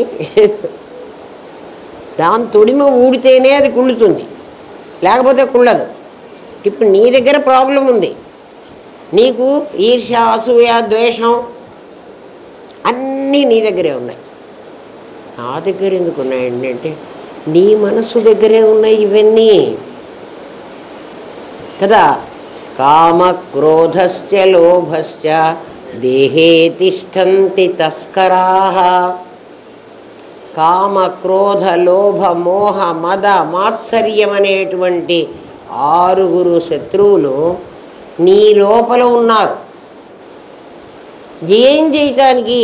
నీ జ్ఞానరత్నాన్ని ఎప్పుడెప్పుడు దొంగిలిద్దామా అని వాళ్ళు ఎదురు చూస్తూ ఉన్నారు. నీ దగ్గర జ్ఞానరత్నాపహారాయ, నీ దగ్గర జ్ఞానం అనే ఒక రత్నం ఉందిరా, నీ కార్లకు లైట్లు ఉన్నాయిరా, అవి కాజేయడానికి ఈ 6 దొంగలు నీ దగ్గర చేరారు. నేను ఒకసారి ఈ పాఠం చెప్తుంటే కృష్ణప్ప సార్ మనవరాలు శిరీష అని చిన్న పాప ఇప్పుడు ఢిల్లీలో ఉంది, అది వచ్చింది. కృష్ణప్ప సార్ మనవరాలు, ఆమెతో మీనాక్షమ్మతో గురువుగారు చెప్పారు, దేవుడి దగ్గర కూడా 6 దొంగలు ఉన్నారట. చిన్న అంత పిల్ల, మోహిత్ అంత పిల్ల. దేవుడి దగ్గర కూడా 6 దొంగలు ఉన్నారట. ఇంకా మన ఊళ్ళో దొంగలు ఉండడంలో నష్టం ఏముంది, వీళ్ళు దొంగతనం చేస్తారు, వాళ్ళు దొంగతనం చేస్తారు అని చెప్పింది ఆ పిల్ల. అమ్మ దీనికి ఇంత అర్థమైంది అని మొన్నాడు మీనాక్షమ్మ వచ్చి వాళ్ళ మనవరాళ్ళు పిలుచుకొచ్చుకుంది. ఇట్లా ఈ పిల్లల్ని పిలుచుకొచ్చుకున్నారు. జ్ఞానరత్నం నీ దగ్గరుందిరా, దాన్ని కాపాడుకోవాల్సిన బాధ్యత నీది. అదే నీకు కలిగిస్తోంది ఈ ప్రపంచంలో. వాళ్ళ దగ్గర లేదు కుళ్ళు. ఎవడి కర్మ కొద్దీ, అరే నాకు డబ్బులు లేవు, నేను చిన్న మారుతి కారు కొనుక్కున్నారా, వాడికి డబ్బులు ఉన్నాయి, వాడు కంటెసా కొనుక్కున్నాడు రా. కంటెసా కారు రోడ్డు మీద పోతూ ఉంటే నేను వాడిని చూసి నేను కుళ్ళిపోతే ఎట్లాగురా, వాడి కెపాసిటీ అది. నీకు అది జ్ఞానం కలగాలి. అరే నాకు లేదే కంటెసా కారు అని నా మారుతిని తీసుకుపోయి వాడికి ఒక్కసారి దెబ్బ కొట్టి, ఏమిరా వాడికి ఆ కారు లేకుండా చేస్తే నాకు చాలా బాగుంటుందని కొడితే ప్రయోజనం ఏముంది? నీకు లాభమా? ఈర్ష్య, అసూయ, ద్వేషం ఇవన్నీ నీ లోపల పుట్టినాయి. అవి ఎందుకున్నాయో నువ్వు కనుక్కోక వాటిని బాగా ఉపయోగించుకుంటున్నావు. అందుకే కొట్లాట్లు వస్తున్నాయి, తగాదాలు వస్తున్నాయి. లేకపోతే ఎందుకురా మనకి కొట్లాట్లు? ప్రపంచంలో ఎవడి బతుకు వాడు బతకడానికి వచ్చాడు, ఎవడి కర్మ వాడే తెచ్చుకున్నాడు కదా.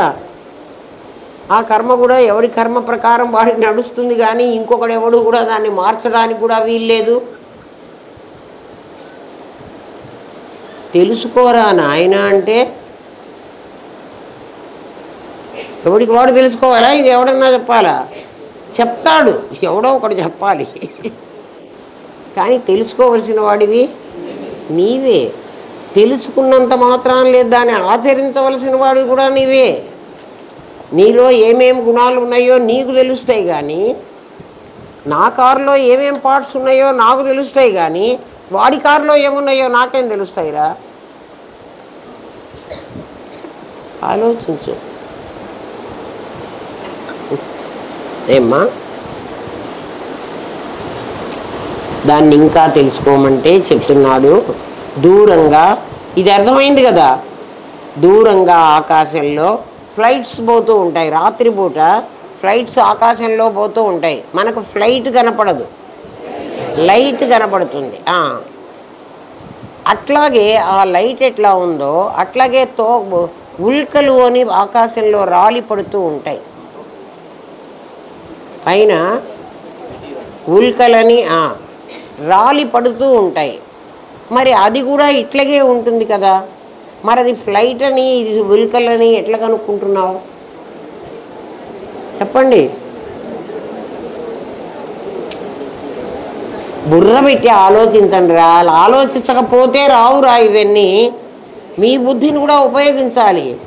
ఫ్లైట్ అయితే ఇట్లా పోతుంది, ఉల్కైతే భూమి ఆకర్షణ శక్తికి కింద పడుతుంది. ఇట్లా వచ్చిందంటే అది వర్టికల్గా వెళ్తోందా హారిజాంటల్ పోతోందా అని నీకు గ్రహిస్తే ఆ మాట నీ బుద్ధి చెప్పాలి. అర్థమైందా కాలేదా? మరి ఉల్కల్ని చూసి ఇది ఫ్లైట్ అంటావా? ఫ్లైట్ అంటే నీ మీదికి వస్తున్నది.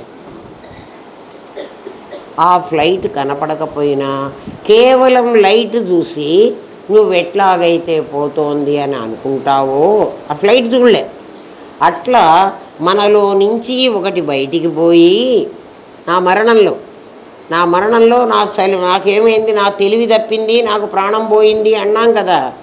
ఏం పోయింది అంటే నాలో ఉంచి ఒక శరీరం బయటికి వెళ్ళింది, సూక్ష్మ శరీరం దాని పేరు. అది బయటికి పోతే నా కాన్షియస్నెస్ దాంతో పాటు ఉంది. అది లైటు, ఇది ఫ్లైటు. ఏది ఫ్లైటు? ఈ మొద్దు ఫ్లైట్ని ఇక్కడ పడేసి ఆ ఫ్లైట్ వెళ్ళిపోతోంది. దాంతో నా లైట్ కూడా పోయింది. ఆ లైట్ ప్రయాణం చేస్తోందే వాళ్ళు జీవులు. ఆ జీవులనే ఆకర్షించి ఇదిగో నాయన మళ్ళీ ఈ ప్రపంచంలోకి రారా అని పిలిచేది. దాన్ని చూసి ఏదైతే అని అందులో వెళుతోందో, ఫ్లైట్లో వెళుతోంది కదా, లైట్ చూసి ఫ్లైట్ గుర్తుపడుతున్నావు. ఫ్లైట్ కనపడలే నీకు చీకట్లో. చూడండి, ఆకాశంలో ఫ్లైట్స్ పోతూ ఉంటాయి. వాటి లైట్ మాత్రమే కనిపిస్తుంది, ఫ్లైట్ కనిపించదు. ఆ లైట్ను బట్టి ఆ పోతున్నది ఫ్లైట్ అని నువ్వు గుర్తిస్తావు. ఆకాశంలో ఉల్కలు రాలిపడుతూ ఉంటాయి, అవి కూడా లైట్స్ లాగా కనిపిస్తాయి. వాటిని చూసి నువ్వు ఫ్లైట్ అనుకోవు. జాగ్రత్తలో, స్వప్నంలో కనిపించిన జగత్తు సుషుప్తిలో కనపడకపోవడానికి కారణం ఇది అని గ్రహించలేక జాగ్రత్తలో కనిపిస్తోంది. ఇప్పుడు జాగ్రత్తలో కనిపిస్తున్న ఫ్లైట్ని చూపించమంటారా? ఆ ఫ్లైటే భరతు, రవి అందరూ శరీరాలు చూడకుండా లోపల ఉన్న వాడిని చూడటం నువ్వు ఎప్పుడైతే మొదలుపెట్టావు, నువ్వు బయట ఆ ఫ్లైట్ చూడవాకు, లైట్ని చూడు. మనకు కూడా కార్లు పోతూ ఉంటే కారు కనపడదు, లైట్లే కనపడతాయి. ఏం కనపడతాయి? లైట్ను చూసి అది లారీనా, అది బస్సా, అది కారా, అది బైకా కనుక్కుంటాం కదా. 2 బైకుల వాళ్ళు పక్క పక్కన ఒకడు చేతులు పట్టుకొని వస్తున్నారనుకో, ఆ కారు వస్తుంది అంటావా? అనవు. ఎందుకని? అరే నీ జ్ఞానం పనిచేస్తుందిరా. కారు లైట్లు అయితే ఇంత డిస్టెన్స్లో ఉండాలి. వీడెవడో ఆకతాయి విధవా, వీడేం చేస్తున్నాడు కదా, వస్తున్నాడు, కనుక్కోగలవు కదా. ఏం చూసి కనుక్కున్నావు? వాడి లోపల లైట్ ఉంది, జ్ఞానం ఉంది. అదే మొన్న కళ అని మీకు చెప్పాను కదా. ప్రతి వాడిలో ఏముంది? కళ ఉంది. జాగ్రత్తలో, స్వప్నంలో కనిపించిన జగత్తు అది. సుషుప్తిలో కనపడకపోవడానికి కారణం ఇది అని గ్రహించలేక నిద్రలో నా ప్రపంచం లయమైంది అంటున్నావు. ఇంతకుముందు ఏమంటావు? నిద్రలో నీకు ప్రపంచం లయమైంది, దాన్ని నిత్య ప్రళయం అంటారు. నిత్య ప్రళయం అంటే ఏ రోజుకు ఆ రోజు నీకు ఒక ప్రళయం వస్తుంది. ప్రళయం అంటే ఏమిటి? ఈ ప్రపంచం అంతా మునిగిపోవటం రా. ప్రళయం అంటే మునిగిపోవడం. భూమి నీళ్ళల్లో, నీళ్లు నిప్పులో, నిప్పు వాయువులో, వాయువు ఆకాశంలో, ఆకాశం పరమాత్మలో అట్లా కలిసిపోతే ఏమంటాం? ప్రళయం అంటాం. ప్రళయానికి చాలా టైం తీసుకుంటుంది. ప్రళయం మళ్ళీ సృష్టి ప్రారంభం కావడానికి ఇంకా కొన్ని వేల సంవత్సరాలు తీసుకుంటుంది కదా. అదే మన్వంతరాలు అంటావు. 14 ఉన్నాయి మన్వంతరాలు. ఇప్పుడు ప్రస్తుతం నడుస్తున్నది వైవస్వతు అనేటువంటి మన్వంతరం. ఈ మన్వంతరం అయిపోయిన తర్వాత ఈ ప్రపంచం మళ్ళీ మునిగిపోతుంది, మళ్ళీ మునిగిపోయి మళ్ళీ వస్తుంది. అందుకే విష్ణుమూర్తిని ఎప్పుడు పడుకోబెట్టి ఉంటారు చూసారా? పాల సముద్రంలో పడుకొని ఉంటాడు. విష్ణుమూర్తి నుంచోని ఉండడు. మరి మనకు వెంకటేశ్వర స్వామి నుంచోనే ఉంటాడు కదండి. అంటే నీకు కోరికలు అడుక్కోవడానికి వాడిని నుంచోబెట్టావు. అయ్యా నువ్వు నిద్రపోతున్న స్టేట్లో ఉంటే నా మాట నీకు వినిపించి చావదు కాబట్టి నువ్వు చచ్చినట్టు మెలుకోతూ ఉండు. ఎందుకంటే నేను ఎప్పుడు అడుక్కుంటానో నాకే తెలియదు, ఎన్నిసార్లు అడుగుతానో కూడా నాకు తెలియదు. నువ్వు నాకు ఎప్పుడు కూడా హెల్ప్ చేయడానికి రెడీగా ఉండాలి. ఎందుకంటే యు ఆర్ ద సర్వెంట్, అంతే కదా. అరే నీకు ఏది అవసరం వచ్చినా గబుక్కున మన ఇంట్లో ఓ పని మనిషి ఉందనుకోండి, వెంటనే ఆ మనిషిని పిలుస్తామా లేదా? ఆ మనిషి 24 hours అవైలబుల్ ఉండాలి. ఒక ఆఫీసర్ ఎవరిని పిలుస్తాడురా? ప్యూన్ని పిలుస్తాడు, ఒక బెల్ కొడతాడు, రారా నాయనా అని. ఎందుకు? ఏం పని లేకపోతే ప్యూన్ని పిలవడు, వాడు వాకిట్లో కూర్చుంటాడు. పని ఉండగానే బెల్ కొడతాడు, అంటే పని చేయటానికి వాడు. నువ్వు కష్టం రాగానే వీడిని పిలుస్తావు, మరి వాడు దేవుడా నీకు సర్వెంటా? Your point of view I'm asking. నేను అడుగుతున్నది నీ పాయింట్ ఆఫ్ వ్యూలో, వాడి పాయింట్ ఆఫ్ వ్యూలోనే మాట్లాడటల్లా. నువ్వు వాడిని ఏం చేసావు? దేవుడని వాడిని ఏ పొజిషన్లో పెట్టావు? సర్వెంట్ పొజిషన్లో పెట్టావు. ఆలోచించు, నిజంగా నీకు భక్తితో పూజిస్తున్నావా? చెప్తాడు చూడు ఇప్పుడు నీ సంగతి.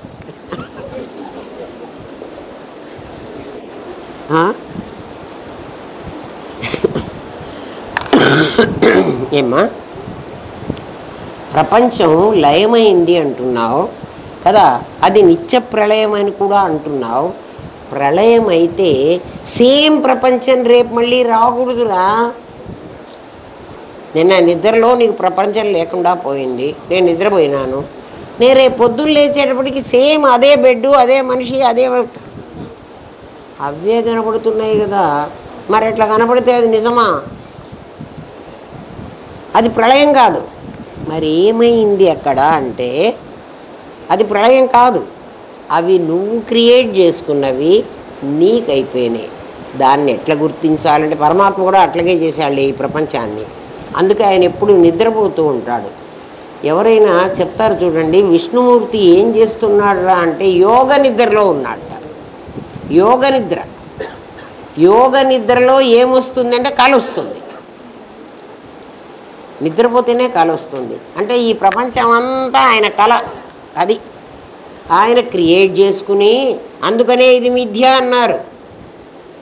నీ కళలో, నీ బాహ్య ప్రపంచంలో నీకు నందికొట్టుకూరు, ఆత్మకూరు ఎలా ఉన్నాయో, నీ రోడ్డు మీద కనబడుతున్నటువంటి లైట్లన్నీ నిజంగా లైట్లు కావో, వీళ్ళందరూ కూడా ఆయన నీ కళలో నీవు సృష్టించుకున్నటువంటి బొమ్మల్లాంటి వాళ్ళు వీళ్ళు. అందుకే ఆయన్ని పడుకోబెట్టి నిత్య నిరంతరం పడుకోరా అని ఆయన అన్నాడు. లేస్తే చంపుతానన్న అంటే మరి లేస్తే అంటే ప్రపంచం అంటే మీకు బాగా అర్థమయ్యేది చెప్తున్నా చూడండి. ఇందులో ఏం అతిశయోక్తి లేదు, అబద్ధం కాదు. లక్ష్మీదేవిని కాళ్ళ దగ్గర కూర్చోబెడతారు. ఎప్పుడైనా విష్ణుమూర్తిని చూస్తే పాల సముద్రంలో శేషపాన్పు అమ్మ పాము మీద పడుకోవాలి. మళ్ళీ పాము మీద ఎవడైనా పడుకుంటాడా కదా?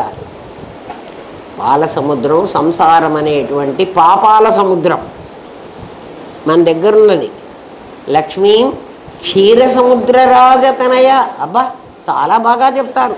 క్షీరసముద్ర రాజతనయ. ఆలోచించండి, మన సంపాదన అంతా కూడా క్షీర సముద్రం కాదు, అది పాపాల సముద్రం. పాపం చెయ్యకుండా మనకి డబ్బులే రావు. ఎవరికన్నా డబ్బులు చాలా వచ్చినాయంటే వాడు పాపం చాలా చేశాడు, పాపం అనుభవిస్తాడు. ఇప్పుడు తర్వాత అనుభవించేటప్పుడు వాడు ఏమంటాడు చూసా, అసలు నేను ఏం చేయలేదండి. ఏ జన్మలో ఎప్పుడు? ఈ జన్మలోనే చేసావు, నిన్న చేసావు, ఇవాళ అనిపిస్తున్నావు. తినకూడని వస్తువులన్నీ నిన్న మింగావు, ఇవాళ రోగం వచ్చింది.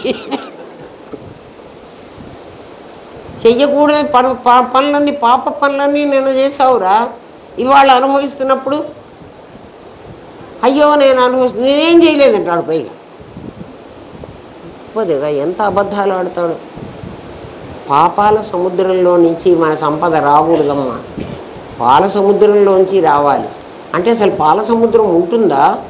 లేదు, స్వచ్ఛమైనటువంటిది, స్పాట్లెస్. అటువంటి సంపాదన నీకుంటే అందులో నుంచి వచ్చేదంతా ధర్మబద్ధమైన, న్యాయార్జితం, కష్టార్జితం. అటువంటి డబ్బు ఎప్పుడూ కూడా మంచికే ఉపయోగపడుతుంది, చెడ్డకు ఉపయోగపడదు. బాగా గుర్తుపెట్టుకోండి. లక్ష్మీం క్షీరసముద్రరాజతనయాం శ్రీరంగధామేశ్వరీం. శ్రీరంగధామ ఆనందధామ కాదు, ఈశ్వరీం. ఈశ్వరి అంటే ఐశ్వర్యం. అవ్యక్తమైన పరమాత్మ శక్తి వ్యక్తం అవడమే ఐశ్వర్యం. అందుకని ఆమెను ఎప్పుడైతే నువ్వు కాళ్ళ దగ్గర కూర్చోబెట్టుకున్నాడో పరమాత్మ, కాళ్ళ దగ్గర ఎవరిని కూర్చోబెట్టుకుంటావు? నాకు అధీనమైన వాళ్ళని కూర్చోబెట్టుకుంటాం. నేను ఎవరి కాళ్ళ దగ్గర ఉంటాను? నేను ఎవరికి అధీనమై ఉంటానో వాడి కాళ్ళ దగ్గర ఉంటాను కదా. అందుకని భర్తకి దండం పెట్టమనేది ఇందుకే కారణం. అంటే వాడి పాదాలకు దండం పెట్టమంటారు కదా. మాలింగల్యం కట్టగానే అమ్మ వాడికి దండం పెట్టు అంటారు. ఎందుకు దండం పెట్టమన్నారు? ఆ కాళ్ళు బట్టి లాగయ్యేనా? అధీనమై ఉండమని. సంపద నీకు అధీనమై ఉండాలి, సంపదకు నీవు అధీనమై ఉండకూడదు. సంపద నీకు అధీనమై ఉండాలి. అధీనమైతే ఏమిటండి లాభము అని అడిగితే, విష్ణుమూర్తి పడుకున్నాడు కదా, లక్ష్మీదేవి పాదాల దగ్గర ఉండదు కదా. ఈ ప్రపంచాన్నంతా ఆయన మనం స్వప్నిక జగత్తుని ఎట్లా సృష్టించామో అట్లా కదా ఆయన సృష్టించాడు. యోగ నిద్రలో ఉన్నాడు. యోగ నిద్రలో ఉన్నాడంటే గాఢ సృష్టిలో లేడు.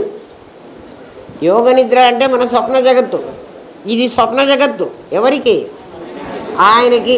అందుకే ఏకహ అనేకో అహమస్మి అన్నాడు. ఆయన ఏకమై, నువ్వు ఏకమే కదా, బెడ్ మీద పడుకున్న నువ్వు ఏకం. అనేకో అహమస్మి. కళలో ఎన్ని సృష్టించారు? కారు నువ్వే, నది నువ్వే, రోడ్డు నువ్వే, పోలీసులు నువ్వే, యాక్సిడెంట్ నువ్వే. సృష్టించావా లేదా? అట్లా ఆయన సృష్టించాడంటే ఎందుకు ఒప్పుకోవు? ఒప్పుకో, నేను ఎందుకు ఒప్పుకుంటాను? మరి లక్ష్మీదేవి మరి పాదాల దగ్గర వేరేగా కూర్చుంది కదండి అంటే అవ్యక్తమైన శక్తి వ్యక్తమైతే ఆవిడికి ఈ ప్రపంచం తయారు చేయడానికి మెటీరియల్ కావాలి. జాగ్రత్త అవస్థలో నీకు మెటీరియల్ కావాలి, స్వప్నావస్థలో నీకు మెటీరియల్ లేదు. పరమాత్మ జాగ్రత్త ప్రపంచాన్ని సృష్టించాడంటే ఆ లక్ష్మీదేవి ఆ విష్ణుమూర్తి కలిసి తయారు చేశారు వీళ్ళిద్దరిని. ఆ లక్ష్మీదేవి మీ అమ్మ, ఆ విష్ణుమూర్తి మీ నాయన కాదుగో మిమ్మల్ని తయారు చేశారు. ఎక్కడో లేడురా, వాళ్ళిద్దరు కలిసే కదా నిన్ను తీసుకొచ్చారు ఈ ప్రపంచంలోకి. లేకపోతే నువ్వు ఎక్కడి నుంచి వచ్చావు? అది తెలుసుకోకుండా ఆయన అక్కడ పెట్టి విష్ణుమూర్తి బొమ్మను పైగా వెండితో బంగారంతో చేయించుకొని ఆయన పక్క లక్ష్మీదేవిని కూడా చేయించి మిళ్ళ తగిలించుకొని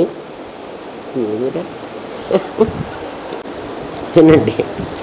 ఇది ప్రళయం అయితే, ప్రళయం అయ్యేటట్లయితే మొత్తం కూడా లేకుండా పోవాలి. మళ్ళీ సేమ్ రాకూడదు. మళ్ళీ వచ్చేది కొత్త ప్రపంచం. కొత్త ప్రపంచం అంటే ఒకసారి ఒక సంవత్సరం మీకు చూడండి, జాగ్రత్తగా చెప్తాను. చెట్టు ఉంది కదా, ఆ చెట్టుకి మనం ఈ చెట్టే కిందటి సంవత్సరం ఈ కాయలు కాసింది, ఈ వేప చెట్టు ఇవన్నీ కాయలు పడిపోయినాయి, ఆకులన్నీ రాలిపోయినాయి అంటాం కదా. ఆకులు రాలిపోయినాయి అంటే ఈ సంవత్సరం చూసిన ఆకులు వచ్చే సంవత్సరానికి ఉండవు. ఈ సంవత్సరం కాయలు కాసిన తర్వాత చెట్టంతా మోడైపోవాలి. మోడైపోయిందంటే అది చచ్చిపోయింది. చచ్చిపోయింది కానీ దాంట్లో చెట్టు కావలసినటువంటి పుట్టించడానికి కావలసిన శక్తి మాత్రం ఉంది. కొమ్మలన్నీ ఏమైపోతాయి? ఆకులన్నీ రాలిపోతాయి. చూడండి, ఆకు రాలే కాలంలో శిశిర ఋతువులో ఆకులు రాలుతాయి, చెట్లన్నీ మోళ్ళుగా ఉంటాయి. తిరిగి మళ్ళీ పునః మళ్ళీ చిగుళ్ళు వచ్చి మళ్ళీ చెట్టు వస్తుంది. మనం కిందటి సంవత్సరం చెట్టే ఈ చెట్టు అంటున్నాం కాదు. కిందటి సంవత్సరం ఏ చెట్టో ఆ జాతి ఇది కానీ అది ఇది కాదు. మరి ఏమైంది అంటే ఒక లేయర్ మళ్ళీ ఇంకో కొత్త లేయర్ వస్తుంది. ఆ చెట్టు లేయర్ పోయి ఇంకోటి వస్తుంది. మీరు కావాలంటే టేకు చెట్టుకి అడ్డకోత కోసి ఒక కర్ర తీసుకురండి. చెట్టుకు చావ అంటారు దాన్ని. ఆ చావతో మీకు తెలుస్తుంది లేయర్స్ లేయర్స్గా ఇట్లా ఉంటుంది.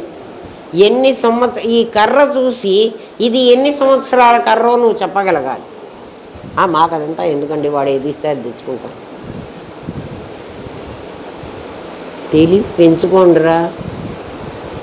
తెలివి అనేది మన దగ్గరే ఉందిరా, ఎవడో ఇవ్వక్కర్లేదురా. దాన్ని మూడింటి కోసం ఉపయోగించినంతకాలం అది మూడే చేస్తుంది. మనం అవైతే ఎవడు చెప్పక్కర్లేదు, మనకే ఆ మూడు బాగా తెలుసు, మిగిలినవి తెలియదు. అసలు వాడకుండా దాచిపెట్టుకున్న బ్రెయిన్ ఏం ప్రయోజనం లేదు, అది కూడా కాలబెట్టేస్తారు. ప్రపంచంలో వస్తువులు కొనాలంటే వాడని వస్తువులను కొనాలట, వాడకుండా ఉన్న కొత్త వస్తువులు కొనుక్కోవాలి. బ్రెయిన్ మాత్రం వాడిన బ్రెయిన్ తీసుకొచ్చుకోవాలి. ఎందుకురా అంటే వాడిన బ్రెయిన్ ఇంకా వాడడానికి పనికి వస్తుంది కదా. వస్తువులు అంటే అరిగిపోతాయి కాబట్టి అవి వాడితే అరిగిపోయి ఉంటాయి, బ్రెయిన్ అరిగిపోదు వాడే కొద్దీ. ఎందుకండి బ్రెయిన్కి అంత శక్తి ఉంది అంటే, వజ్రం ఉంది చూడండి, వజ్రాన్ని సానబట్టే కొద్దీ సానపట్టు పట్టకుంటే వజ్రమైన అదొక్క రాయిరా. అదిగో సానపట్టు పట్టుకోండి, మన దగ్గర ఉన్నాయి వజ్రాలు ఉన్నాయి, సానబట్టే కొద్దీ షైనింగ్ వస్తుంది. పట్టకుండా ఉంటే మూడిటి కోసమైతే సానబట్టక్కర్లేదు, ఎవ్వడు ఏం పట్టక్కర్లేదు. చూడండి ఇంతమంది ప్రపంచంలో ఉన్నారే, ఎవడైనా ఎట్ట సంసారం చెయ్యాలి అని ఏ అమ్మైనా ఏ నాయనైనా చెప్పాడా మీకు? ఎవ్వడు చెప్పకుండా మీకు ఎట్ట తెలిసిందిరా? ఆహారం నిద్ర భయం మైథునం సామాన్యమే తత్పరశుభిర్నరాణం. పశువులకి మనుష్యులకి అందరికీ ఈక్వల్గా ఉందిరా, మరి మనుష్యులకి ఏమిట్రా ఎక్కువ ఉంది అంటే వివేక జ్ఞానం ఒక్కటే ఎక్కువ ఉంది. అది లేకుండా పోయినప్పుడు ఏం ప్రయోజనం లేదు. ఇంతకు విష్ణుమూర్తి లక్ష్మీదేవిని పాదాల దగ్గర కూర్చోబెట్టుకుని మనకి ఏం చెప్తున్నాడు అంటే, జాగ్రత్త అవస్థలో అవ్యక్తమైన శక్తి వ్యక్తం కావాలి, ఆవిడ పంచభూతాలతో తయారు చేసుకొని వస్తువుల్ని తయారు చేసుకోవాలి కదా. స్వప్నంలో ఆయన తయారు చేసుకుంటే ప్రపంచం వాస్తవం అక్కర్లేదు. నీ స్వప్న ప్రపంచంలో నువ్వెట్లా చేసుకుంటావో అట్లా ఆయన చేశాడు వీళ్ళందరినీ. ఇప్పుడు రెండు చూపిస్తా చూడండి. మనందరం తయారు కావడానికి మనకు నిమిత్త ఉపాదానాలు ఇద్దరు లేరు, మనమే తయారైనాం. అంటే మెటీరియల్ మనమే.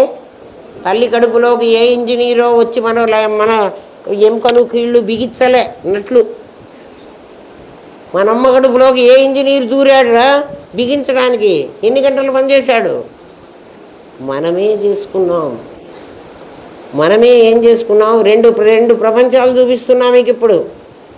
మనం తయారైనది మన నిమిత్తం మనమే, ఉపాదానం మనమే. అమ్మ తయారు చేయలేమని మనమే తయారు చేసుకున్నాం. అమ్మ పాపం ఏం చేయలేదు. మన స్వప్న ప్రపంచంలో మనమే చేసుకున్నామే, అట్లా చేసుకున్నాం మనమందరం. మరి మనం తయారు చేసిన ప్రపంచం ఏదో ఈ మైకు, ఆ స్తంభం, ఈ కుర్చీ, ఈ టేబుల్, ఇవి మనం తయారు చేసాం. వీటికి ఇద్దరు కావాలి. ఇప్పుడు మీకు ఇద్దరున్న ప్రపంచం వేరు, నేనొక్కడిని తయారు చేసుకున్న ప్రపంచం వేరు. నేనొక్కడిని తయారు చేసుకున్న ప్రపంచం నా స్వాప్నిక జగత్తు, ఈ వస్తువులు తయారు చేసిన జాగ్రత్త అవస్థ. దీన్ని మళ్ళీ మీకు అప్లై చేస్తా చూడండి.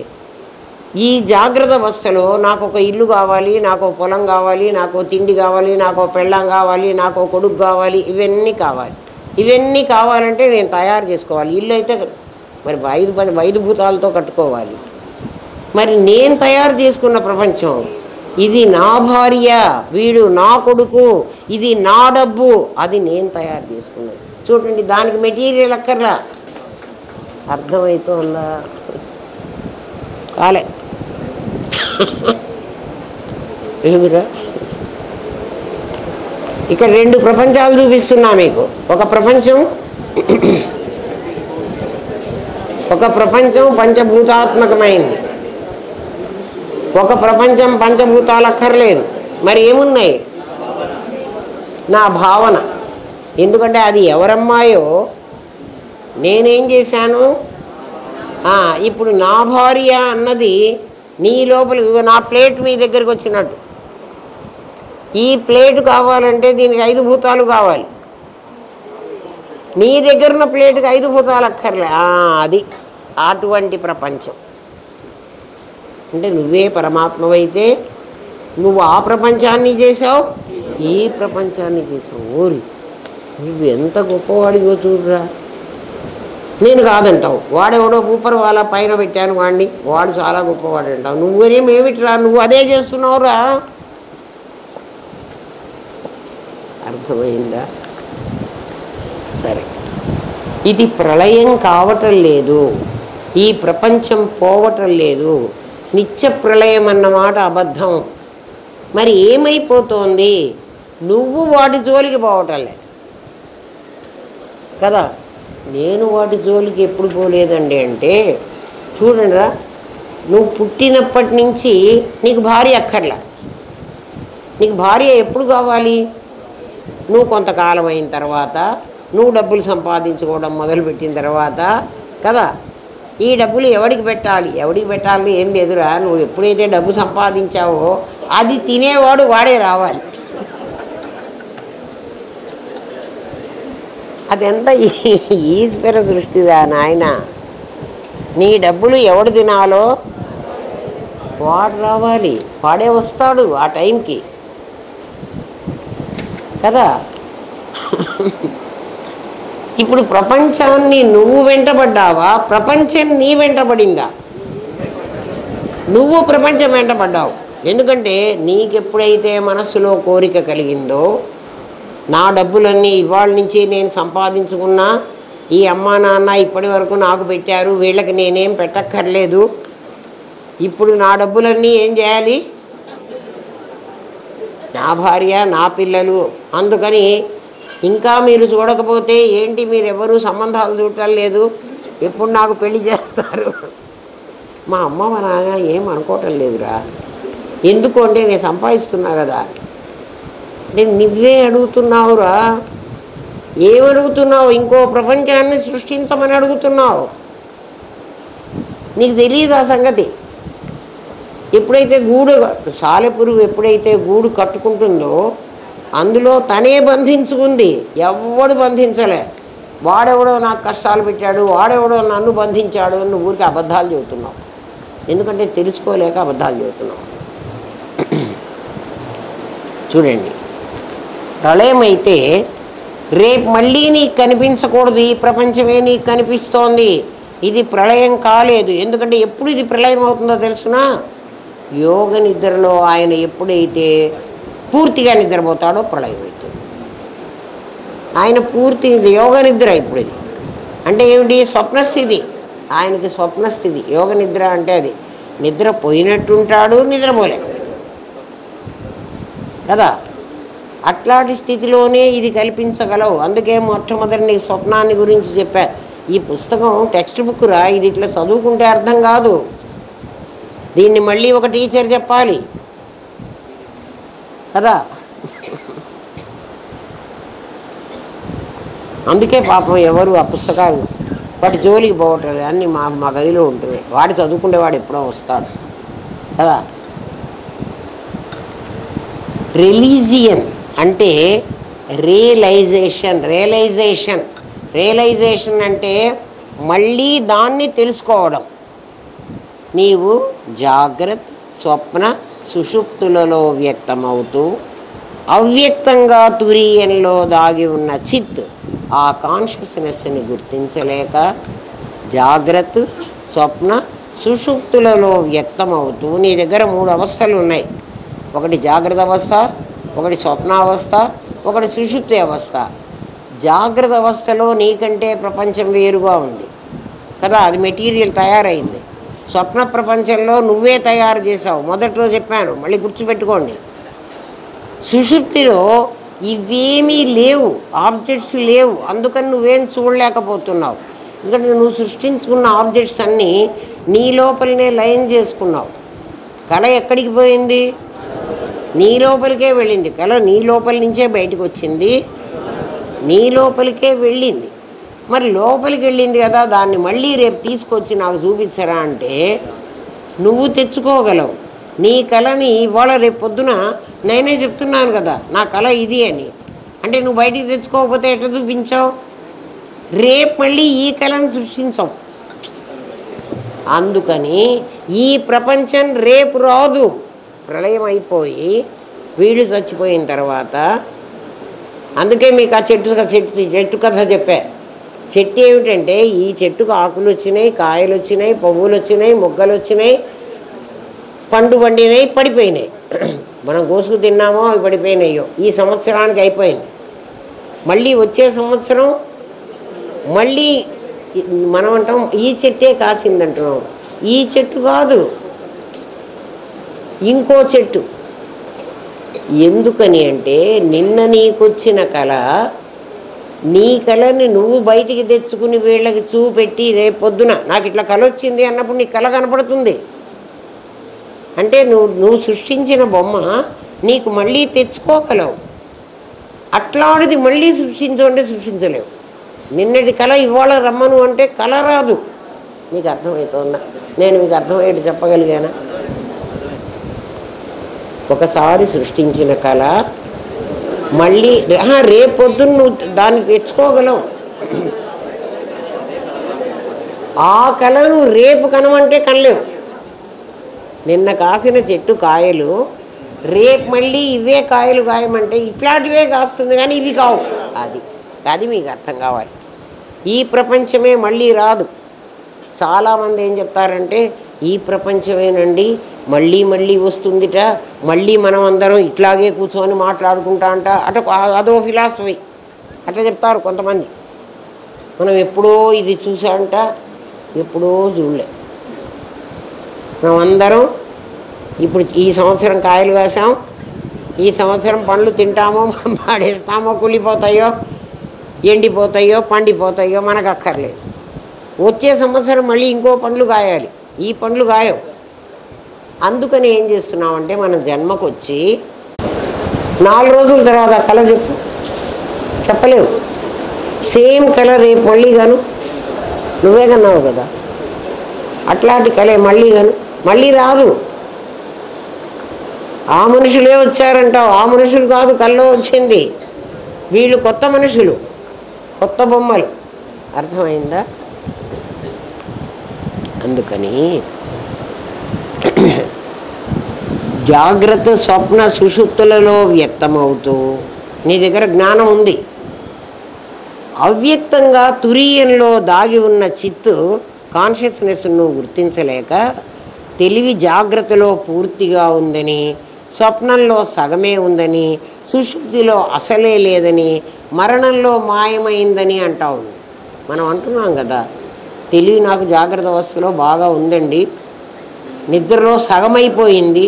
నిద్రలో సగం కాలేనాయన, తెలివి జాగ్రత్త అవస్థలో ఉన్న నీ తెలివి, ఇది బాగా అర్థం చేసుకోండి. జాగ్రత్త అవస్థలో ఉన్న నీ తెలివి పంచభూతాలతో కలిసి ఈ ప్రపంచాన్ని సృష్టించగలదు. అంటే దీంట్లో నీ జ్ఞానము జ్ఞేయము రెండు వేరే వేరేగా ఉండాలి. స్వప్నంలో నీ జ్ఞానము జ్ఞేయాన్ని తనే సృష్టించుకుంది. నువ్వేమంటావంటే జాగ్రత్త అవస్థలో నాకు జ్ఞానం పూర్తిగా ఉంది, స్వప్నంలో సగమైంది అంటున్నావు. కాదు, జాగ్రత్త అవస్థలో ఉన్న జ్ఞానం స్వప్నంలో రెట్టింపైంది కదా. జాగ్రత్త అవస్థలో నువ్వు ప్రపంచాన్ని తయారు చేయాలంటే నీకు మెటీరియల్ కావాలి. అంటే with the help of material నువ్వు వర్క్ చేస్తున్నావు. ఎప్పుడు జాగ్రత్త. అప్పుడు నీ తెలివి ఎక్కువ ఉందన్నావా తక్కువ ఉందన్నావా? నీ తెలివి ఎక్కువ ఉంటే నువ్వు ఇంకో దాంతో నువ్వు పని చేయక్కర్లేదురా. అవును కదా. స్వప్నంలో నీకు తెలివి ఎక్కువ ఉంది.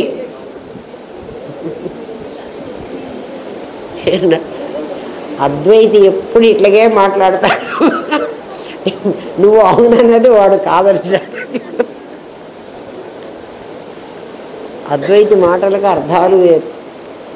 కానీ వాళ్ళందరూ అవునంటే కాదనిలే, కాదంటే అవుననిలే. ఆడవారి మాటలకు అర్థాలు వేరు. అబద్ధం రా, ఆడువారి మాటలకు, ఆడువారు అంటే మాట్లాడేవారు, వాళ్ళ మాటలకు అర్థాలు వేరు. అంతే కదా. మాటలు ఆడువారు, ఆడువారు అంటే ఎవరు? మాట్లాడేవాళ్ళు.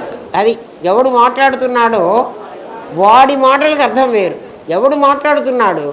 భానుమతి కాదు మాట్లాడుతున్నది, లోపల ఉన్నవాడు మాట్లాడతాడు. ఇది కూడా అర్థం వాడికే తెలుసు, వీడి మాటలే వచ్చు. నువ్వు విడదీసుకోలేకపోతే నీ కర్మ అది. అర్థమైందా?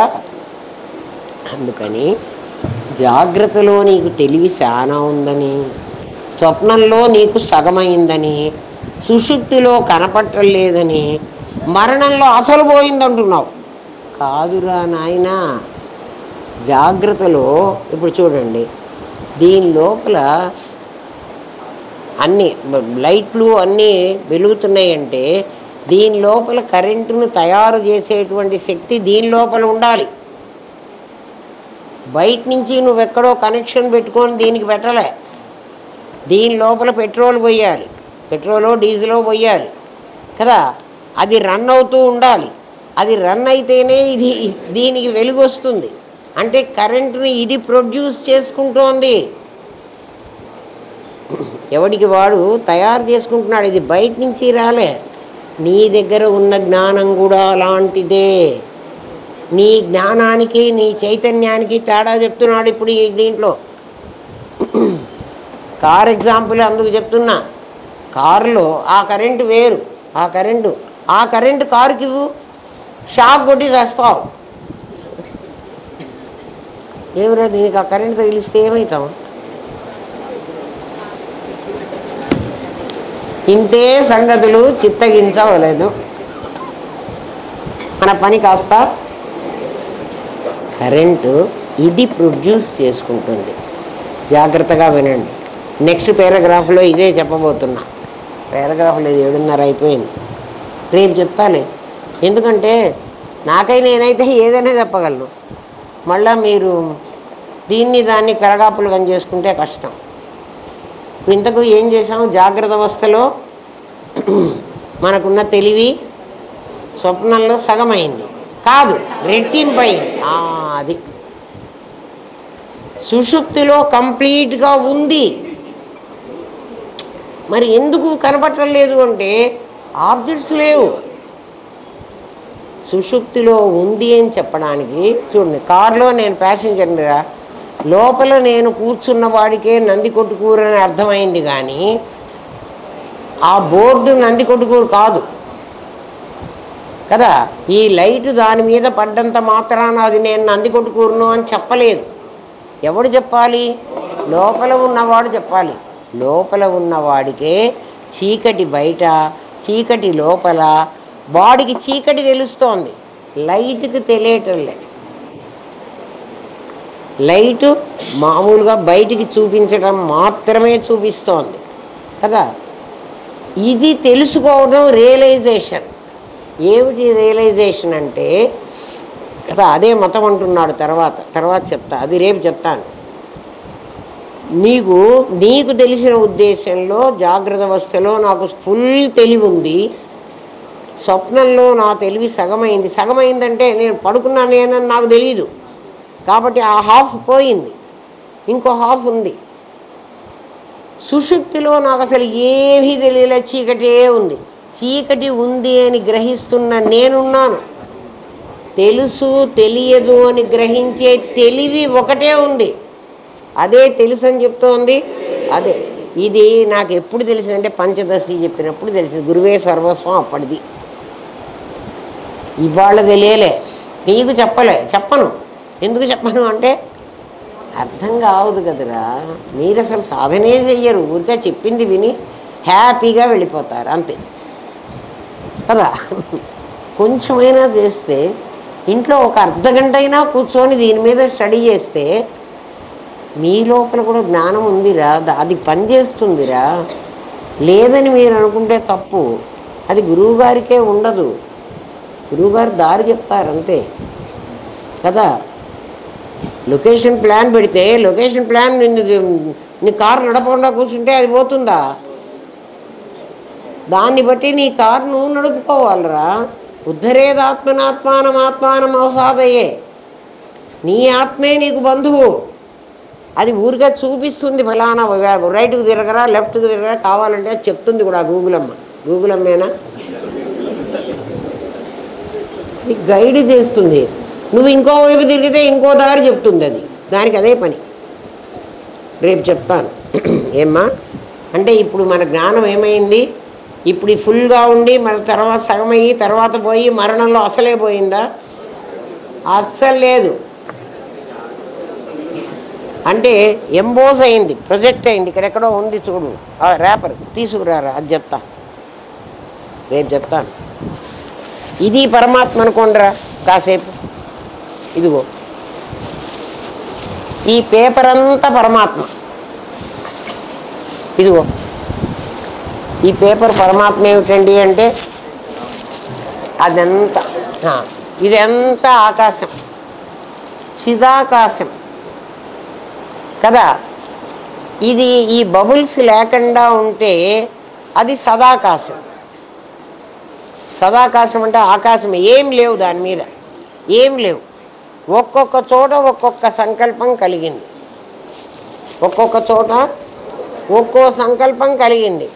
ఆ సంకల్పం కలగానే అక్కడున్న ఆకాశం ఇదిగో పైకి లేచింది, ఎంబోజ్ అయింది. ఎంబోజ్ అవ్వడం అంటే ఏం చెప్తానరా, పైకి వ్యక్తమైంది, ఉబ్బింది మన భాషలో. అంటే ఈ ఉబ్బొచ్చి ఇది అల, ఇది ఎంత సముద్రం, ఇది అల, ఇది కూడా అలే, ఇది కూడా అలే. ఈ అలలో ఏమొచ్చిందంటే ఇగో సంకల్పం ఎక్కడుందో చూడండి. ఇదిగో నేను ఇప్పుడు వచ్చేస్తున్నా, దీన్ని చంపేస్తున్నా, ఇది బతికింది. ఏమే చితకలే అమ్ము, ఏమే నీకు సుధం చంపింది, నేను చంపలేకపోయాను. చంపగానే ఏమైందంటే దీని లోపల గాలి బయటికి వచ్చేసింది కదా, తెలివి తప్పింది, ప్రాణం కానీ ఇది ఉంది.